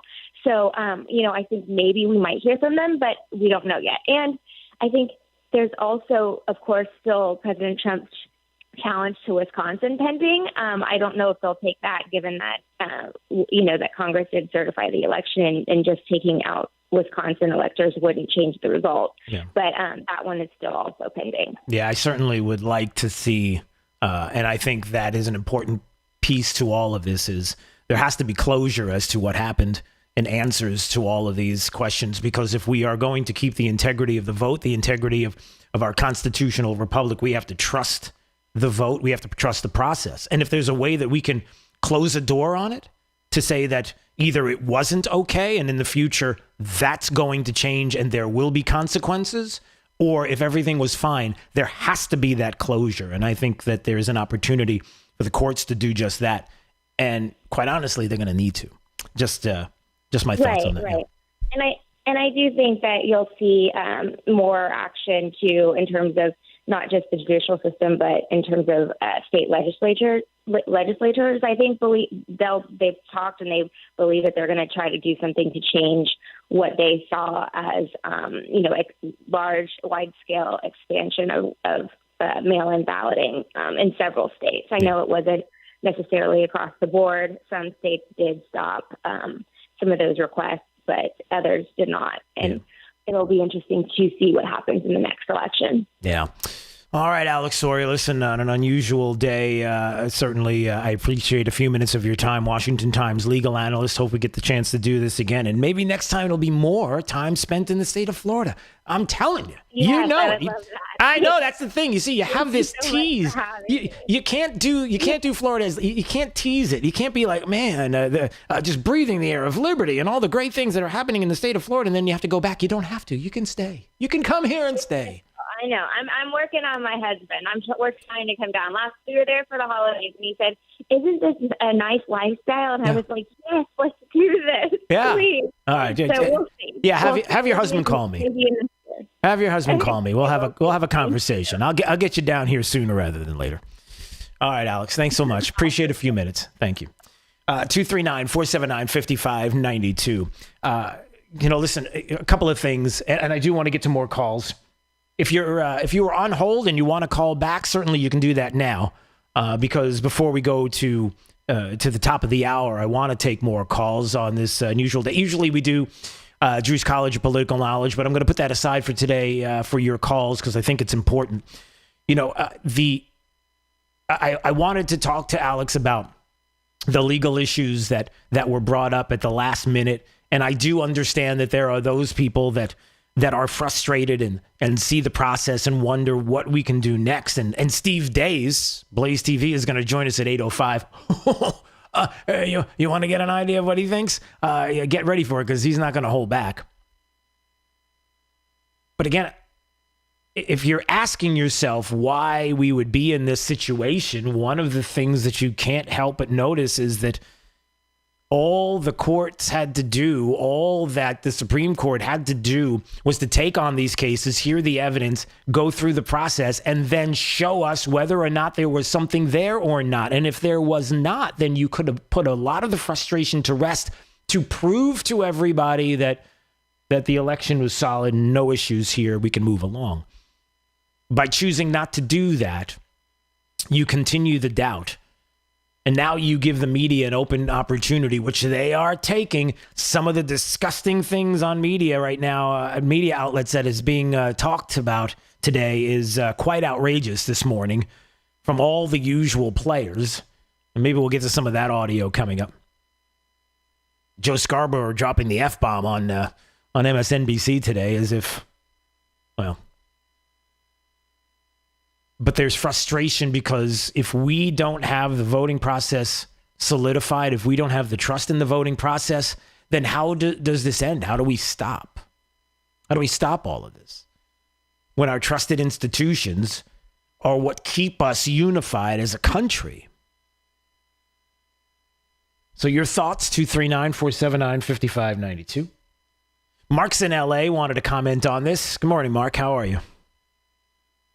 Bad, Drew, yourself? I'm all right. What's on your mind this morning about what took place yesterday in D.C.? Well, what took place yesterday, do not condone it. I think it's an awful shame that a few people ruin it for such a strong statement of the number of people that came out peacefully. It's a shame that that has to be a stain on their voice and their views. And I certainly would like to know, I want to know the names of the people. I want to know their history. I want to know their background. I want to know who they were and whether or not they were, what their motivation was. And I want them prosecuted to the full extent of the law because we don't do that. Exactly. But notwithstanding that, I can tell you my wife and I, we're not ever voting again. There's no reason to vote again. Once they get in and they do what they are planning on doing, is making all future elections null and void, there's no reason to even bother with voting again. Well, let me stop you for a second and say this. Number one, I cannot tell you in my heart how much I appreciate what you're saying. I understand your sentiments here. I get it. But you can't do that, because if you do that, then they automatically win, and we can't have that. You've got to put up a fight. Now, having said that, the other part of it comes in, and that's why I was talking to Alex Sawyer, and I think this is the important part of how we fight back. When somebody says, well, what do we do next? Well, clearly, some of the things that we end up doing is making sure we don't support a left in this country that wants to destroy it. What does that look like? That looks like supporting businesses. That looks like supporting those conservative businesses that do support the Constitution and the rule of law, supporting police. We know all of that. That's important. But the other side is this, Mark, and let me give you a little bit of, hold on a second, maybe some encouragement, and I hope this helps, and I'm not sure if it will, but I'll say it. If we let the process go through now moving forward with the courts, and we allow and we push against the courts to take these cases, to not let them go and put them aside because the election's over, but to say we want answers to the questions. We want the Supreme Court to answer whether or not it was constitutional what happened in Pennsylvania, and that this case has to continue to move forward, even though we are not trying to overturn the election. They have to go to judges in certain states. They have to be fought against legally to go to the courts to make the point, not to overturn the election or not to change anything that's happened, but to cement the idea that going out and voting still is going to be something that we can be sure of that it is secure. And the way to do that is to have the court say, you know what happened was unconstitutional. What they did in Pennsylvania was unconstitutional. And from now on, there will not be this situation where you can do this and fill in the blanks and take that away from them to help to ensure and to help secure what is an election that's coming up in months. 2022 is months away. We're already in the throes of it right now as far as the attacks on the governor here in the state of Florida and the like. Does that make sense? I mean, I know that doesn't make you feel better, but do you see where I'm going here?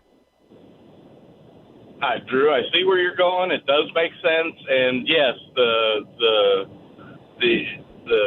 conservatives will resist. We will patronize businesses that have similar views and help out our own. Yes. But the division is there, and once they have and wield total power, if they follow through with what they've said they're going to do, then there's no reason to even have elections. Well, listen, I'm looking at the time. Mark, thanks for the call there in L.A. I appreciate it.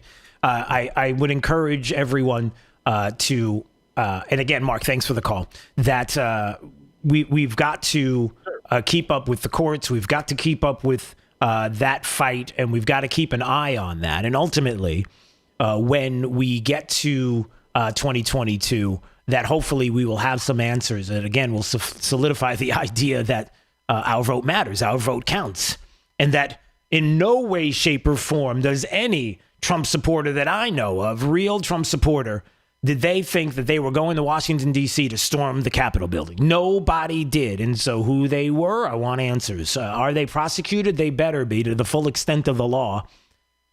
And those answers have to come out. All right, coming up, Steve Dace is going to join us. Woo! Get ready, buckle up, because I know where he's going this morning, and get ready. All right, coming up, Daybreak 92.5 Fox News, right all along. This is 92.5 Fox News. Blah, blah, blah, blah, blah, blah, blah, blah. Gear up for the liberal loudmouths at work. Drew Steele, mornings on 92.5 Fox News. It's a hot afternoon, and you're listening to the news. And now, you're hot under the collar, too. I'm Matt from Island Air. When you choose an AC contractor, you're entrusting that company with the air that you and your family breathe. A healthy unit means a healthier household. Island Air has a long history in Southwest Florida and hundreds of customer reviews that you can see on our website at islandairfl.com, where you will see the Island Air difference. Want to try us out? Our $99 system saver one-time maintenance is guaranteed. If your AC breaks within 6 months of the maintenance, we will credit the payment towards any repair. Island Air also offers free second opinions. Let us review your quote for any service, replacement, or repair for your peace of mind. IslandAirFL.com. That's IslandAirefL.com. IslandAirefL.com or call 239-645-4668. That's 239-645-4668. License number CAC 057544. Are you looking to build a boat dock, boat lift, or a seawall? Hello, I'm Jimmy Williamson of Williamson Brothers Marine Construction. My brother Joe and I, along with our children, represent the fourth generation of a tradition that began with my grandfather back in 1967. And it's a tradition of building something that you can be proud to put your name on. If you need a boat dock, boat lift, or seawall, call Williamson Brothers at 844-WB-BUILT. Our docks, boat lifts, and seawalls are constructed with materials that pass the test of time. We only use stainless steel fasteners, marine-grade aluminum boat lifts, and the strongest deck board in the industry, Wear Deck. It's the last deck board you will ever need. And lastly, our seawalls. We build them with enough concrete and steel that they come with a lifetime warranty. If you need a boat dock, boat lift, or a seawall, call Williamson Brothers at 844-WB-BUILT or online at WBDocks.com. That's WBDocs.com. Hey, it's Drew Steele, and we've got my friend Dave Meister, owner of the Floor Meisters in Naples, on the phone. And Dave, I got to tell you, the selection of floor coverings of Floor Meisters, unbelievable, fantastic. I've seen it myself, and the choices are there. But what we really want to talk about today is this Dreamweaver line of carpets. Talk about it. I'll tell you what, Drew, this is the hottest thing since 5 buckle overshoes. We're just selling the heck out of it. Comes in 9 different patterns, 12 colors to a pattern. It has 8 warranties, and it even includes steps. The stain warranty will take care of wine, mud, and even pet accidents. So this is perfect for Jake.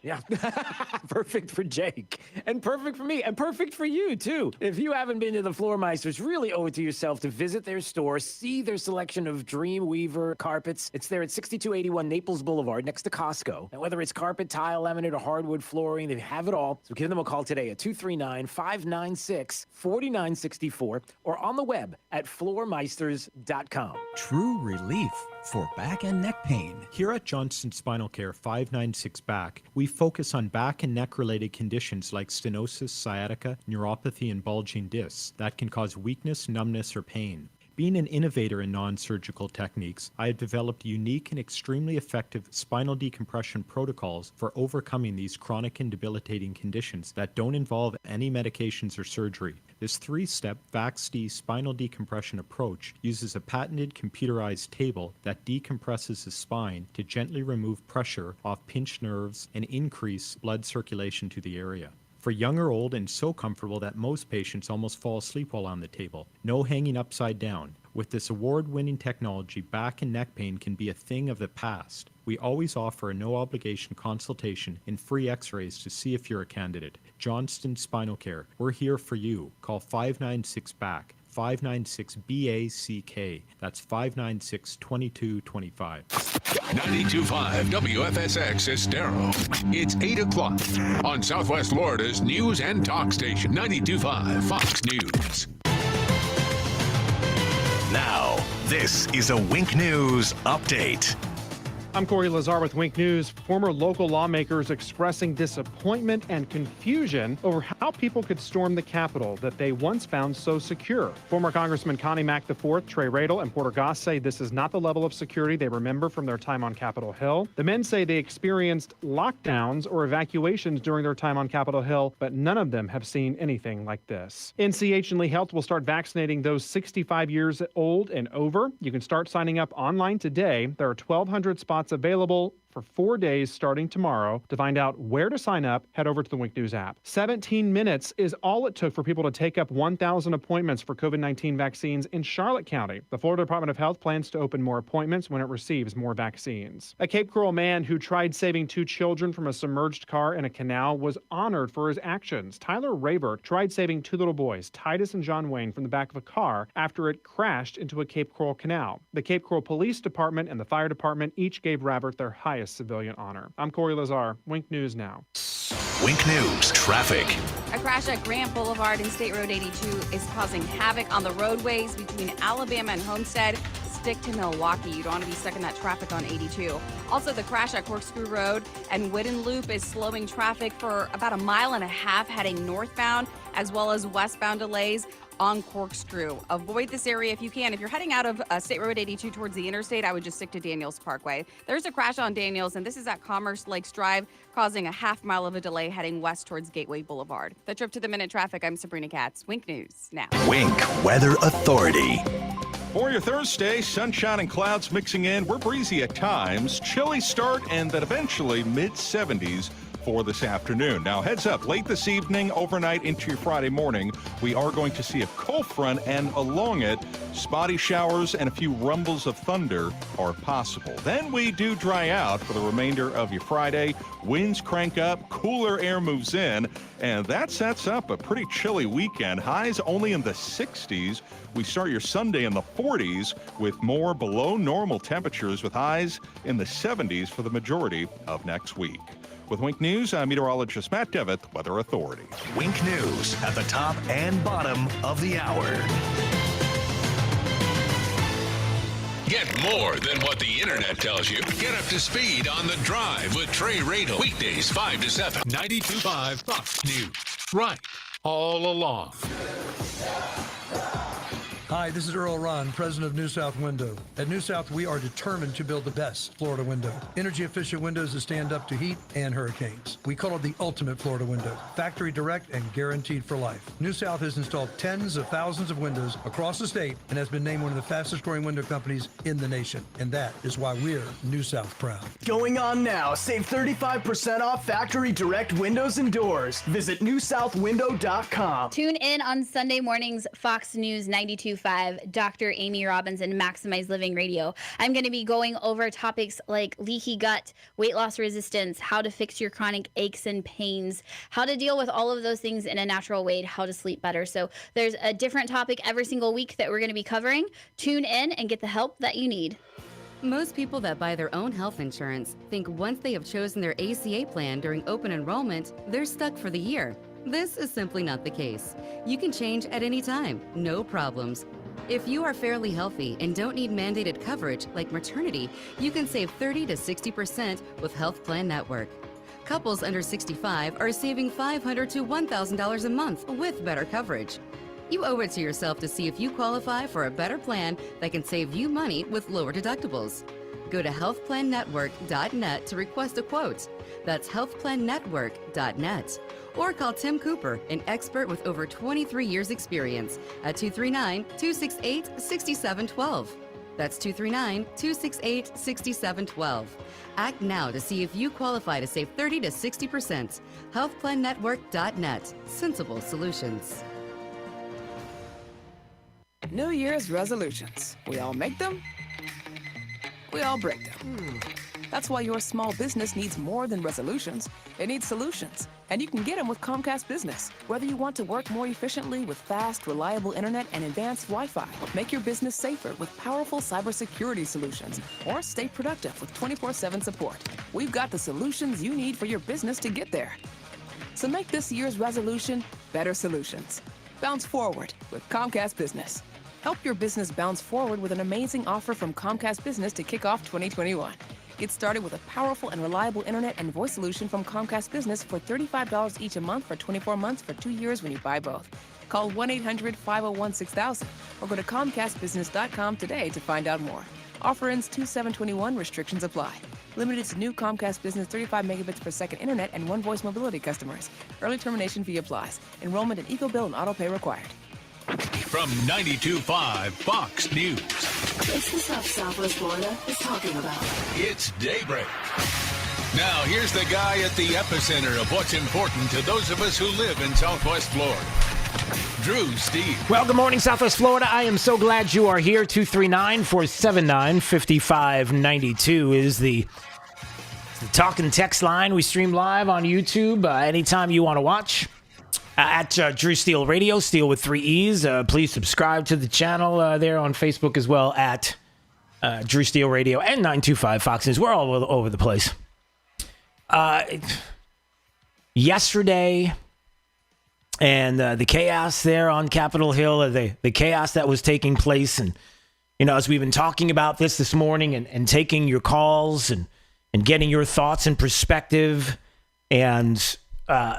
boy, there's a lot to dig into with all of this. And I am so happy that Steve Deace is joining us right now. You know him from Blaze TV, of course. And certainly you're keeping an eye on him on Twitter. He's amazing at Steve Deace Show, DEACE.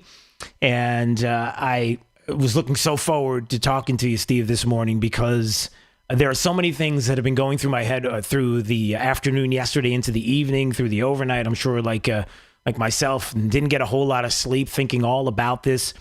First of all, give me a little bit of your perspective on, man, I'm concerned about individuals and how people feel like maybe these individuals weren't the ones, but how generally, as the phone calls have been coming in this morning, that people feel like helpless, like there's nothing they can do to get this right.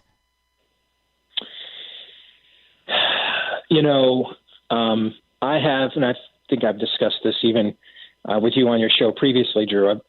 I have been concerned for the last year that if you take away all the legitimate means by which people can have their grievances heard and contested, that eventually they will find illegitimate means of doing so. Yeah. There has never been a peaceable, I've said this on my show for years, there has never been a peaceable transfer of wealth and liberty from one demographic to another, from one culture to another in all of recorded human history, and there never will be. And that's not going to happen here either. The left turned politics, unfortunately, about a decade or so ago into a zero-sum game, meaning they were fine with violating the previous rules of engagement. Translation, you can't get accredited in certain industries. You can't get a job in certain industries. You can be shunned, silenced. Nowadays, you can be deplatformed if you dare have disagreements.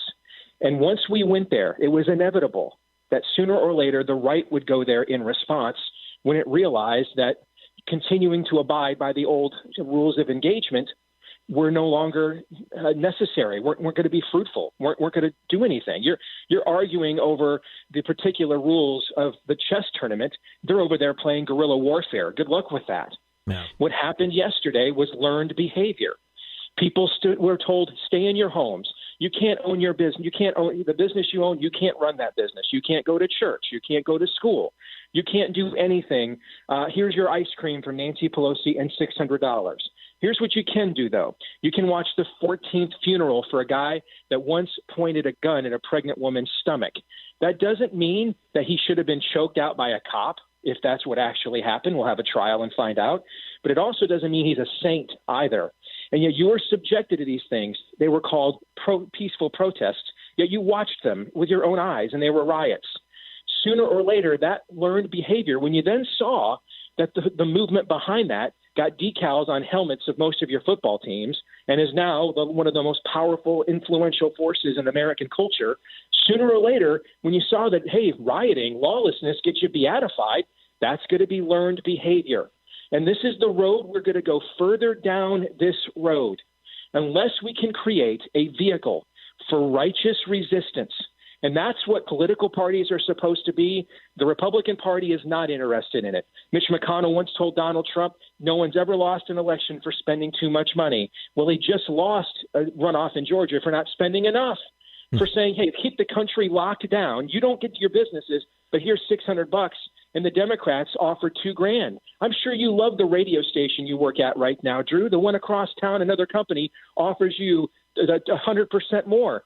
Hey, nice to know you, John Cassio. I'm going over there, right, Drew? I mean, who's voting for less money? No one in their right minds, okay? And so this is the problem. These people are unrepresented. There is no political party for them. If they get one of their people elected like they did in 2016, then we'll just do a coup. We'll do fake rape scandals, fake Russian collusion, fake P-tapes. And then if that doesn't work, we'll just get some judge from the 666th district of Babylon to issue some alleged universal injunction that you cannot govern. And so I believe there's a spirit of age at work in this culture that isn't just a political disagreement, Drew. Yeah. All right. There are people we can have deep political disagreements with and still be neighbors with. I believe there is a spirit of age that wants to take away all of our systems for ironing out our grievances because it wants to deconstruct America. It wants to egg on this confrontation. It wants the next time we do this for us to bring our guns. It wants this. And I fear that if we don't have righteous resistance, where platforms are created where we can channel that energy and fight these things out within the white lines. Football games are very, very violent. And within the white lines, it can be extremely violent. But we don't carry it over into the stands, the parking lot. See what I'm saying? Yeah. When the game is over, the game is over. If we don't create those avenues, we're going to see more and more scenes like this. So, Steve Deace, is that the answer then? Because, a lot of people see and witnessed what happened yesterday. They understand the frustration. They understand that, I only get to see my loved one who's getting ready to pass away in a nursing home through a window, and that is not acceptable. That's what they're told to do. They're told that their businesses can't stay open. They're told all of these things, and you need to calm down and just be in your place. And then we're also told that, listen, you don't get your day in court. You don't get a Supreme Court that gets to look at the constitutionality of what took place in, say, for example, Pennsylvania, that you just have to move on and you have to accept it. So ultimately, I ask these two questions. the one would be the righteous resistance portion, which would be the obvious, that is you go to businesses, you go to different places that appreciate our values and our morals, and you make sure that those are nurtured and they grow. You stay away from those that certainly do not have the best interests of the country at heart. That's part of this. But isn't also the other part of it, Steve, the fact that somehow we are going to have to strengthen the idea that our elections are legit, that when we go to vote, that we know that at the end of the day, if we lose, we'll get them next time. If we can't do that, it's over. Yep. Why is there fighting in hockey? Modern audiences will say it's because, well, it's what, nobody can follow the puck, and it's the most fun part of watching the game.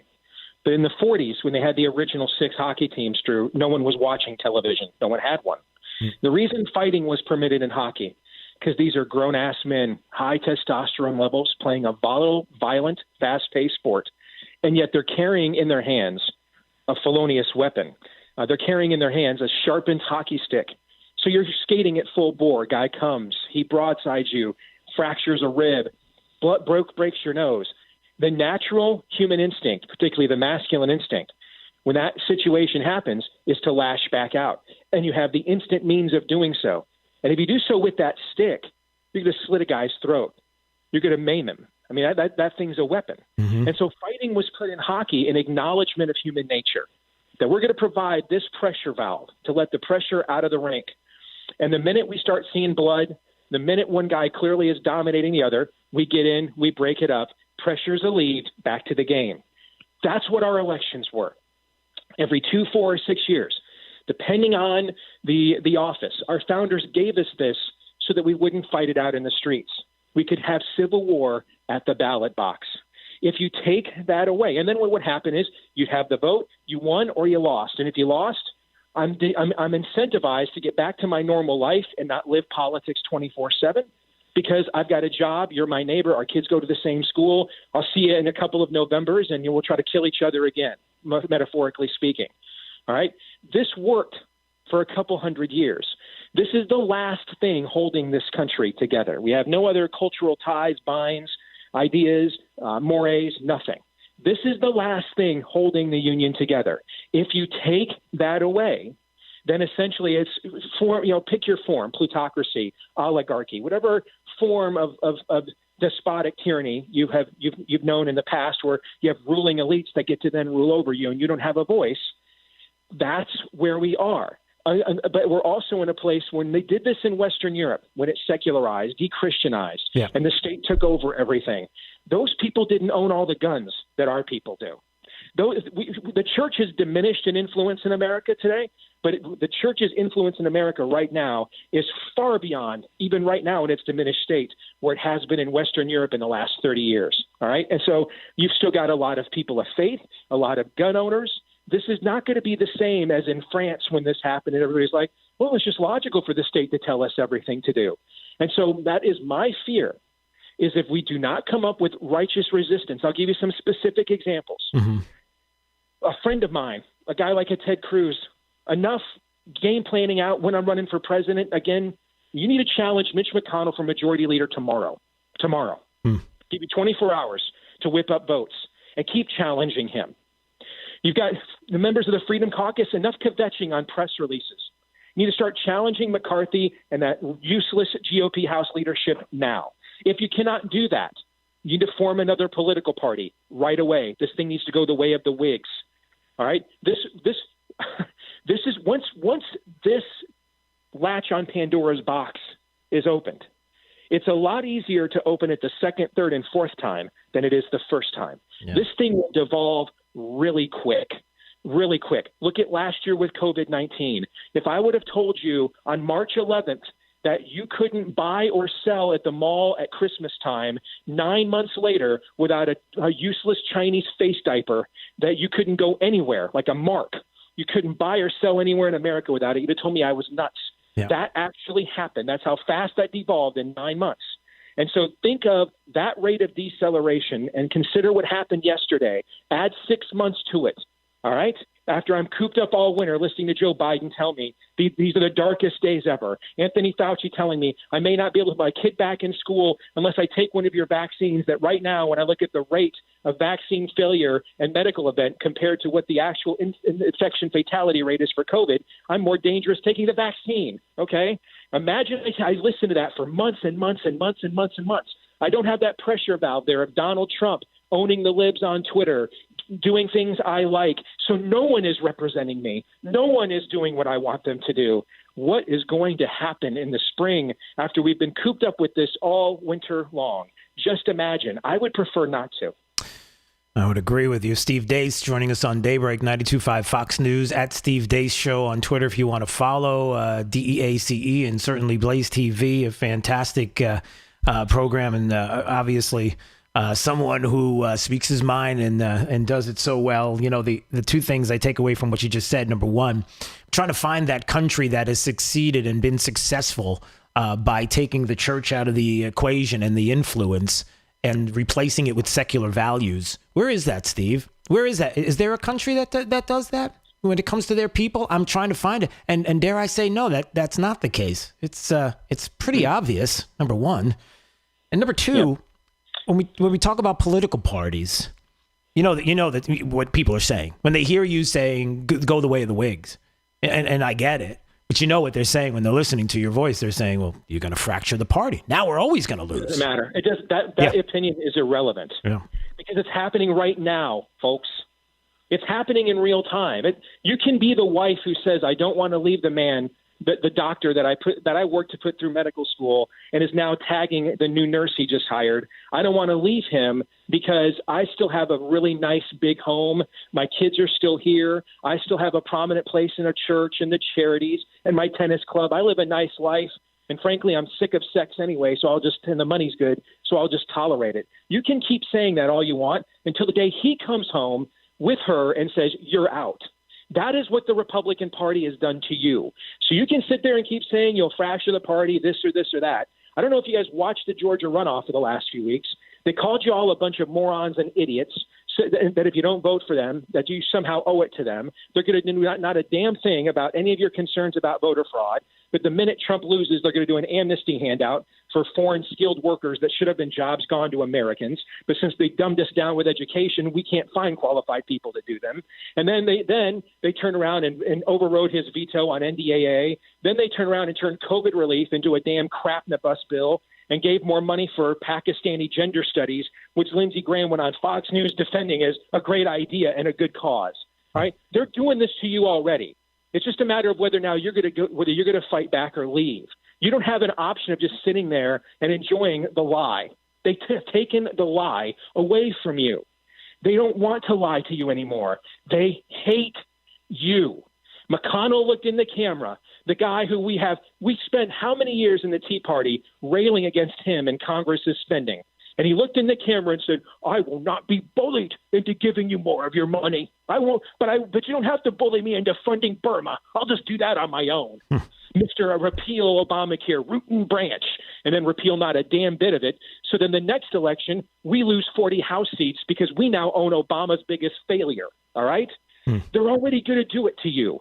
So you can sit there and pine away. I don't want to do this. It doesn't matter. It's already been done to you.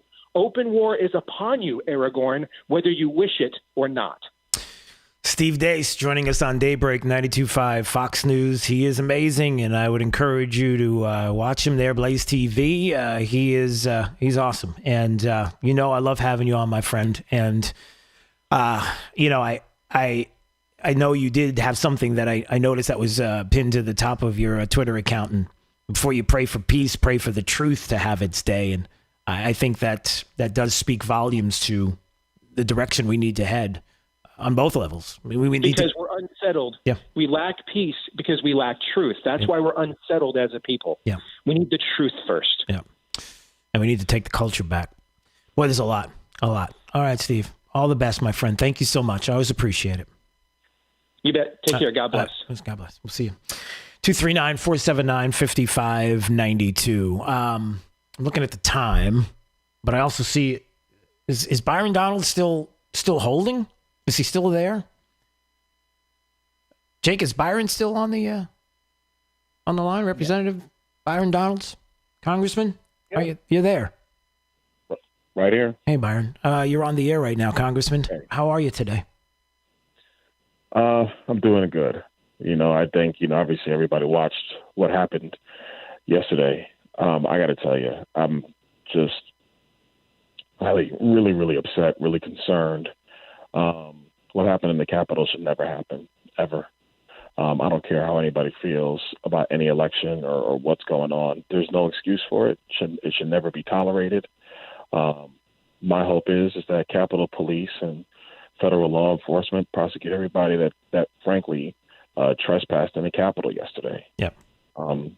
You just don't get to do it. I think that, looking back at everything that happened over the summer in Minneapolis or in New York or even in Washington, D.C., if we felt that was, thuggish behavior, if we felt that that's a travesty, we have to feel the same way about what happened yesterday. It's just that simple. Yeah.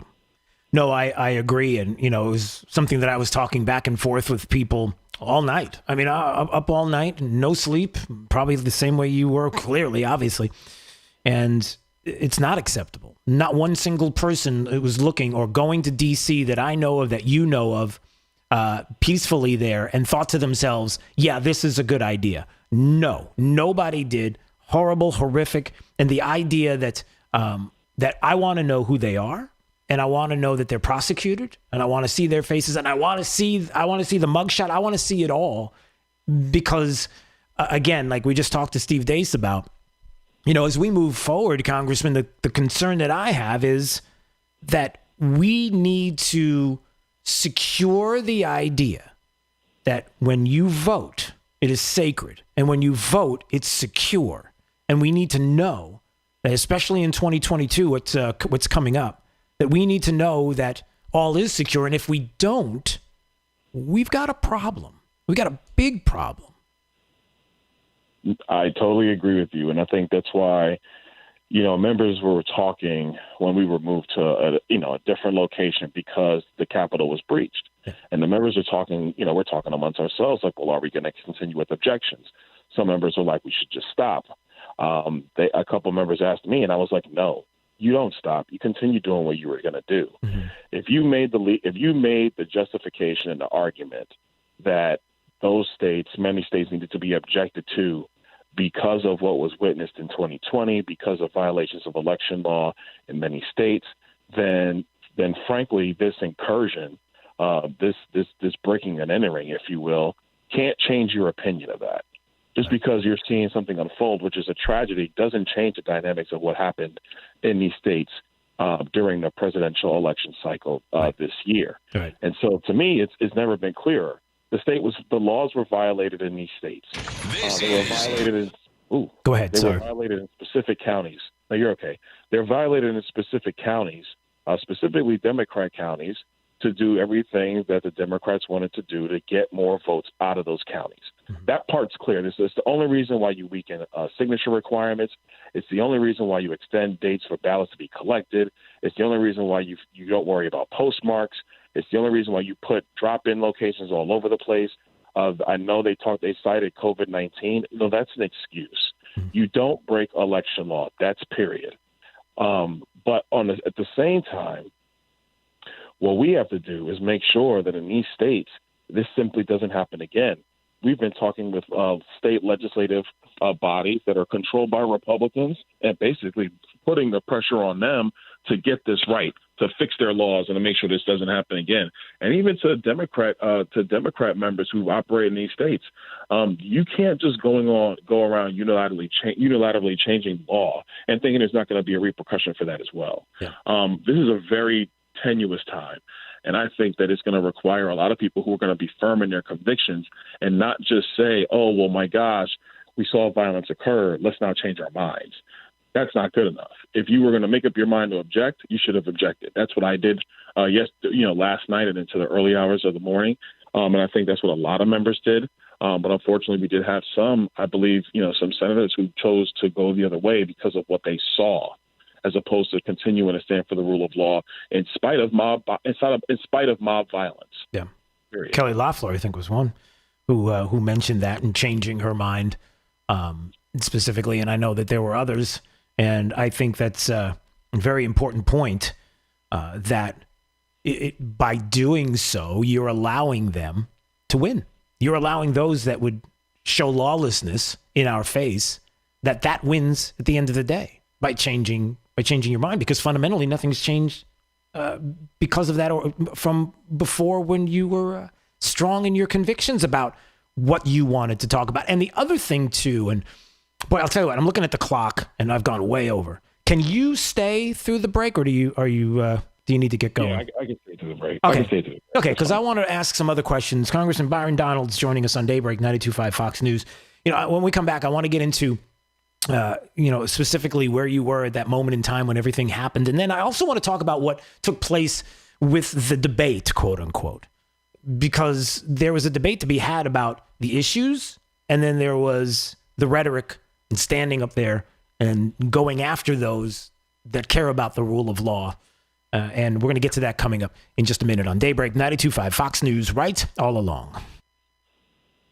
This is 92.5 Fox News.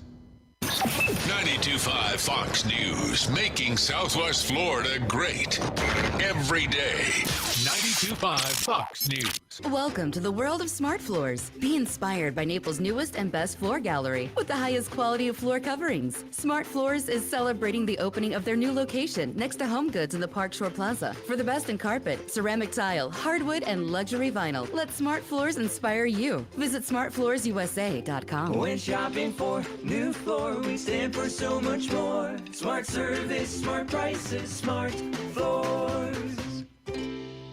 You know what you want to do in retirement, but do you know how to get there? Tune in to Retire with TriFound with the TriFound Financial Team. Saturday mornings at 8 and Sundays at noon to get answers to your retirement planning questions. Plan today so you can do the things you've always dreamt about doing in retirement. Don't miss Retire with TriFound, Saturday mornings at 8 and Sundays at noon. Insurance products offered through TriFound Financial, LLC.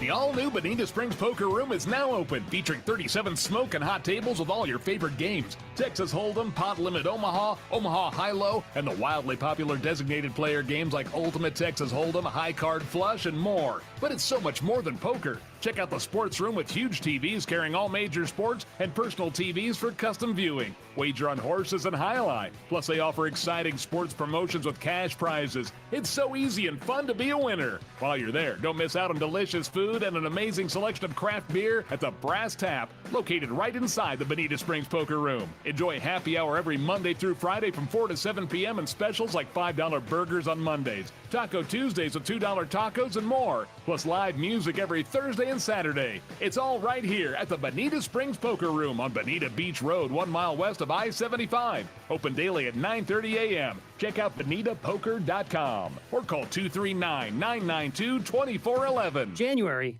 is National Organization Month. Yep, there's a National Organization Month. And of course, it should be now at the start of the year. A fresh chance to create a little more time, sense, and peace in your everyday. And that is what our master designers at Closet Factory specialize in. Whether it's your closet, home office, or any part of your home that could be more wonderfully, time-savingly organized, discover how simple getting more can be. Talk to Closet Factory, give us a call, or visit closetfactory.com. What's that switch in your kitchen do? Nothing. Flick it on, off, nothing happens. Weird. Now, if it would turn on the overhead fan, that would be cool. Can't get that to work either. Frustrating. You know, this is what's wrong with humanity.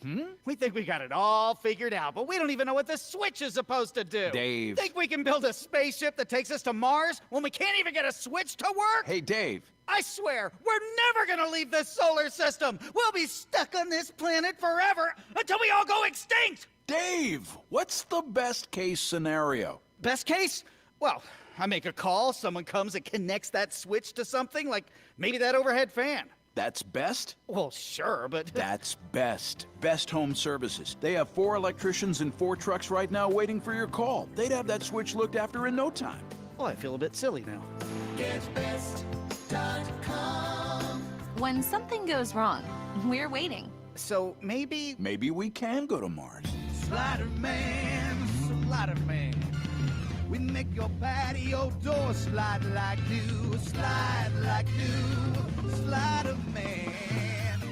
This is our mission, to put your sliding glass door back in top condition.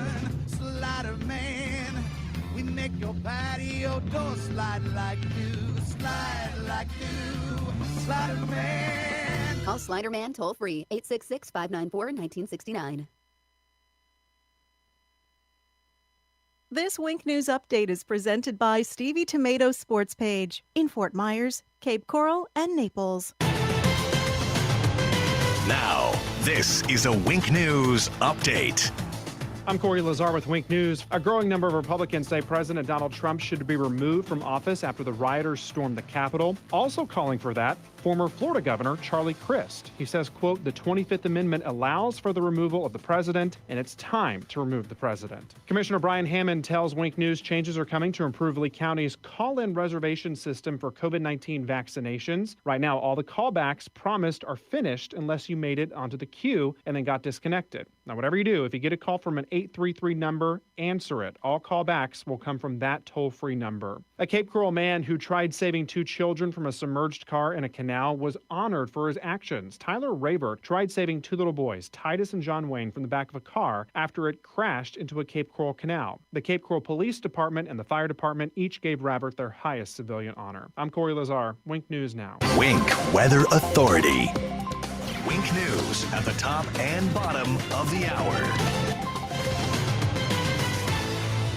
Water is life in Southwest Florida. It drives our economy from tourism to fishing to boating and quality of life. This is Adam Botana from Baywater Exclusive Boat Club, and we talk water for an hour every weekend on Fox News Radio. We feature guests on water quality, water safety, and water fun, including great boating day trips and tips on fishing. Join us this Saturday at 7 a.m. for the Baywater Exclusive Boat Club Hour with Adam Botana on 92.5 Fox News. Hi, I'm Kyle Lee with Lee Auto Group. We sell more low-mileage cars and trucks than anyone in Southwest Florida because we have more. Over 300 vehicles in stock with locations in Fort Myers and Tampa. See for yourself at lee-cars.com. Lee Auto Group is looking for quality pre-owned vehicles. Let them make your buying or selling experience easy and safe. Contact Lee Auto Group at 239-288-7374 or visit lee-cars.com. Don't forget the dash. Steven Tomatoes Sports Page. Come for the food, stay for the sports. It's Big Al from Stevie Tomatoes Sports Page. Do you feel American pride and want to shout, God bless America? As a son of immigrants who came through Ellis Island, I stand when the national anthem plays and get emotional thinking of those who have sacrificed greatness. At Stevie's, we're filled with gratitude for our great customers and the country we live in. The firemen, police, emergency service, construction workers, and those who go about each day providing the foundation for our country. We love our customers and express our gratitude with our food, service, and value. Thankful for your dedication for what you do. And to all our great customers, show your love for this great country by going to any Stevie's. Stand at the bar and say loud and clear for all to hear, God bless America, and I'll buy you a 10-ounce beer. Restrictions apply in Cape Coral, Fort Myers, and Naples. God bless America. Steven Tomatoes Sports Page. Come for the food, stay for the sports.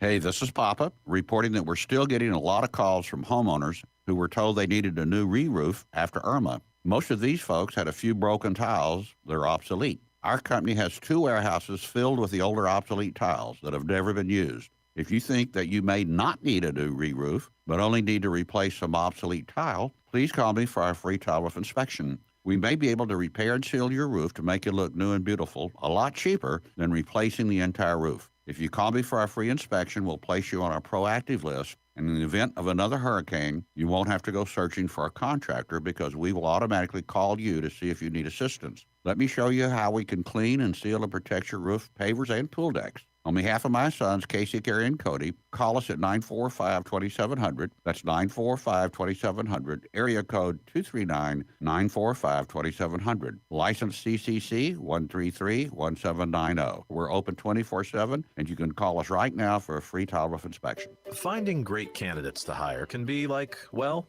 Trying to find a needle in a haystack? Sure, you can post your job to some job board, but then all you can do is hope the right person comes along, which is why you should try ZipRecruiter for free at ziprecruiter.com/news.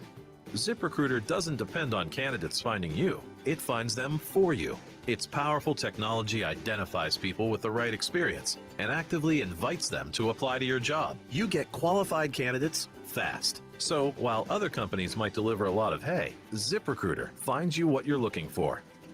The needle in the haystack. See why 4 out of 5 employers who post a job in ZipRecruiter get a quality candidate within the first day. ZipRecruiter, the smartest way to hire. And now you can try ZipRecruiter for free. That's right, free at ZipRecruiter.com/free. That's ZipRecruiter.com/free. ZipRecruiter.com/free. Trust. It's the rock-solid foundation of Moran Wealth Management. Over 40 years ago, they began advising clients on ways to help meet their financial goals. 4 decades later, we've helped many reach their goals of providing for themselves, their families, and future generations. CEO Tom Moran has assembled an impressive team of professionals, each committed to the same core concept. Tom is recognized by Barron's as a Hall of Fame advisor. To be named a Hall of Fame advisor, the advisor has to have been ranked by Barron's consecutively for the last 10 years in any of their rankings. Let us earn your trust. Call 239-920-4440 or visit moranwm.com. Barron's rankings are based on data provided by thousands of advisors. Factors included in the rankings were assets under management, revenue produced for the firm, regulatory record, length of service, quality of practice, and client retention. Investment products and services are offered through Wells Fargo Advisors Financial Network, LLC, WFAFN, member SIPC. Moran Wealth Management is a separate entity from WFAFN. This is 92.5 Fox News. All right, it's Daybreak, 92.5 Fox News. Your calls, 239-479-5592. We stream live each and every day on not only Facebook at Drew Steele Radio and 925 Fox News, but on YouTube at Drew Steele Radio as well. If you're there and you'd like to subscribe, that's a good thing. All right, Congressman Byron Donalds is on with us right now, and I wanted to talk to him a little bit more about the events from yesterday and really what's going to happen as we move forward, because certainly people are looking for solutions. And Congressman, I can tell you that from all the phone calls that I received this morning, and we've been taking calls for the past 2.5 hours, the one thing is that people are frustrated. There's no doubt that they feel like their institutions have completely let them down to the point where they don't know where to turn and what to do next. And before we get to some of the answers of what we can do and what we should do, let me ask you this. Maybe describe for us, as you were there, what it was like at that moment when all of the chaos was taking place. Where were you, and then what happened next? What was the procedure? I was actually in the cloakroom, which is right off of the floor. I was actually preparing for some of the states later that we were also going to look at. I believe we were still in the debate on the state of Arizona, and people were kind of scuffling around.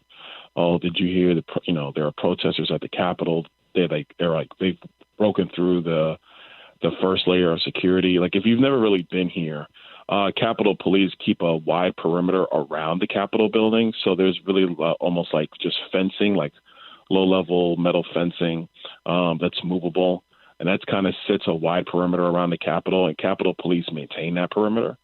And so, we could hear that, that got broken through, and there was pounding at the door because, there's a bunch of hallways here. So if somebody's pounding at the doors of the Capitol, you can kind of hear it. It kind of echoes through the place. So, we were hearing some of that. They made a couple of announcements. I went out to the floor. They made a couple of announcements about it. Then 5 minutes later, the Senate side was breached. And then there was an announcement about 5 minutes after that the Senate floor had been breached. And, of course, people are on their phones. They're seeing pictures. They're looking at Twitter. We're watching this live on the House side. Capitol Police thought they could still secure the House floor. And then, I go back to the cloakroom. We're talking. And then you can hear literally in Statutory Hall, which is maybe 100 feet from the door that the president comes through to get the State of the Union, you can hear people, chanting in the hallways. And so, I'm telling my colleagues, I'm like, listen, this place may not be secure.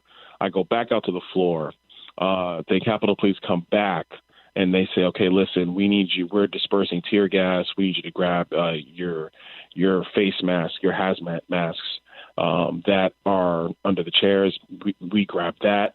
Then a couple of my colleagues who serve in the great state of Texas were at the back door trying to barricade the back door. And then there was banging at the doors of the chamber. At that point, I think, protesters at that point were, trying to break through glass on the back door of the house. That glass is still broken. Saw it last night when we returned. And then they called for the evacuation, and they evacuated all of us. And after they evacuated us, that's where I think that picture is, where you see members of the Capitol Police have their guns drawn inside the Capitol. That's where that picture's from. All this kind of happened inside of 30 minutes. Then at that point, myself, several members, were trying to assist a lot of the older members to move as quickly as they possibly could to get them to safety. And then they secured us in another location in the Capitol complex. That's pretty much how it went down. It was pretty fast. Talking with one of my colleagues, Ronnie Jackson out of Texas, he was saying that when he was at the back door trying to help secure the back door, there were shots fired from the crowd towards the House floor. Oh. So this is what occurred in the building. Obviously, there was a lady that lost her life, and because she basically was fired upon by Capitol Police. And then the reports of the other three people that died, I really don't even know how that happened. I was hearing that report late last night. Yeah. The biggest thing, once we were in a secure location, obviously members were concerned, family members are calling in. But then we started talking about, are we going to go back to work? And I know a lot of us, leadership in both sides, were like, no, we're going back to work. And I think that was the right call. You can never have, any mob alter what the United States Congress is going to do in their actions. That's just my pure view. I think if our republic is going to stand, we have to be able to go back and do our jobs, the things we were sent here to do, regardless of what any mob or whatever the case is trying to do. Yeah. Congressman Byron Donalds joining us on Daybreak 92.5 Fox News and describing what happened yesterday in the Capitol. And then after the fact, one of the things you brought up before we went to break, and I think it bears repeating, is how the decision that you made and many others did as well was that not only were you not going to allow this to stop the process from taking place and what you were there to do, not let the mobs rule, if you will, but also to allow the situation to dictate, ideologically speaking, where you stand. And I think for a lot of people, or for some, there was a moment, and we know for a fact that there were moments where people did decide to change their mind on challenging the Electoral College and what happened in these specific states because of the events that just took place. And that, to me, really speaks volumes to where people are and why you would do that. If you really truly believe that there was a discussion to be had about this, and on the other side of that, I want you to answer that, but also the importance of how people like, for example, Steve Scalise and others, detailing the problem, debating about what the problem is. And then the other side, just with rhetoric, just with, you're all crazy. That to me is a problem as well. You want to debate the issue, then you should have evidence on the other side to suggest that here's the evidence to show that you are wrong. But I didn't hear a lot of that yesterday. Maybe you did and I just missed it, but maybe your thoughts on that. Oh, no, I think you're right. I didn't hear it either. And I think when we opened up debate on Arizona, the minority whip, Steve Scalise, he actually detailed it very, very well. Yeah. The election laws in these states were not followed, and he detailed as to why. When I was asked by various media outlets about my opinions to my view of objecting to the Electoral College results in many states, they asked me, well, did the president ask you to do this? I'm like, no, he didn't. I didn't talk to the president, actually. What I did was I got a briefing report of the irregularities that occurred and of the violations of law that occurred. Then I went and did my own research as a member of Congress. I had my staff work on it. Like, we really noodled on it. You know, the week before I got sworn in, I had a lot of constituents call me asking me to weigh in on this or to object to it or to stop the steal or whatever you want to call it. But I wasn't going to be moved by them or moved by the left or moved by media. I was going to sit down, do the research, do my homework, and then make a decision. And that's why I told you it's clear that election law in these states were violated, whether it was by the Secretary of State or even by the state Supreme Court in those states. And I think that the issue people are having is that we've gotten to this point in our republic where we say, oh, well, if another elected official says this is okay, it's okay. Or if the court comes out with a ruling saying this is what's now going to happen, that it's okay. And that's not true. The Supreme Court has no power. The Supreme Court in any state has no power to change election law, to make new election procedures. Their responsibility is to only rule on the constitutionality of existing law passed by a legislature. That didn't occur in Pennsylvania. It didn't occur in Wisconsin. Didn't occur in Michigan. Didn't occur in Georgia, for that matter, or Arizona. And so this is the problem that we have. And I think that if you look at these quote unquote swing states, you know, that's why you had many of us on our side who were going to object. I think that if you had already gone through the homework to come up with a principled argument for why you would object, or even a principled argument for why you would not object, I have complete respect for that. If you're just waffling because of politics, and then you waffle again because of, you know, a mob, then you're not doing the job on behalf of your constituency or on behalf of the American people, in my opinion. Yeah. All right, so let me ask you this as we finish up here. Congressman Byron Donalds joining us on Daybreak 92.5 Fox News, and it's this. And I kind of hinted at this earlier. So all the calls that I've been receiving throughout the morning, and one theme that I'm concerned about is this. People are frustrated. Some have said things like, I'm not going to vote anymore.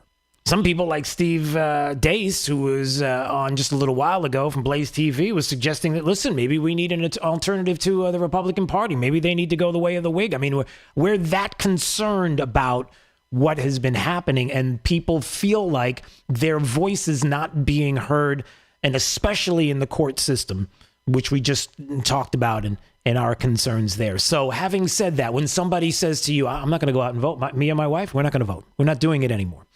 And then they say, what do we do next? What are the alternatives? How do you answer in this situation? I think the number one thing is that I do think people are going to go back and vote again. I think what happened in Georgia yesterday was the fact that you saw the phenomena where people were literally like, I'm done in southern Georgia.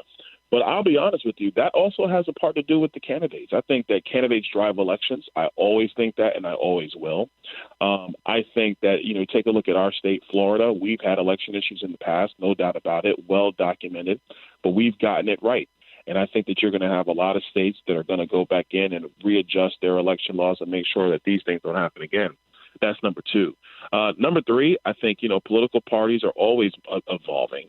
You know, the grand old party, as it's named, I think that's changing. You have people like me, like Ron DeSantis, Kristi Noem.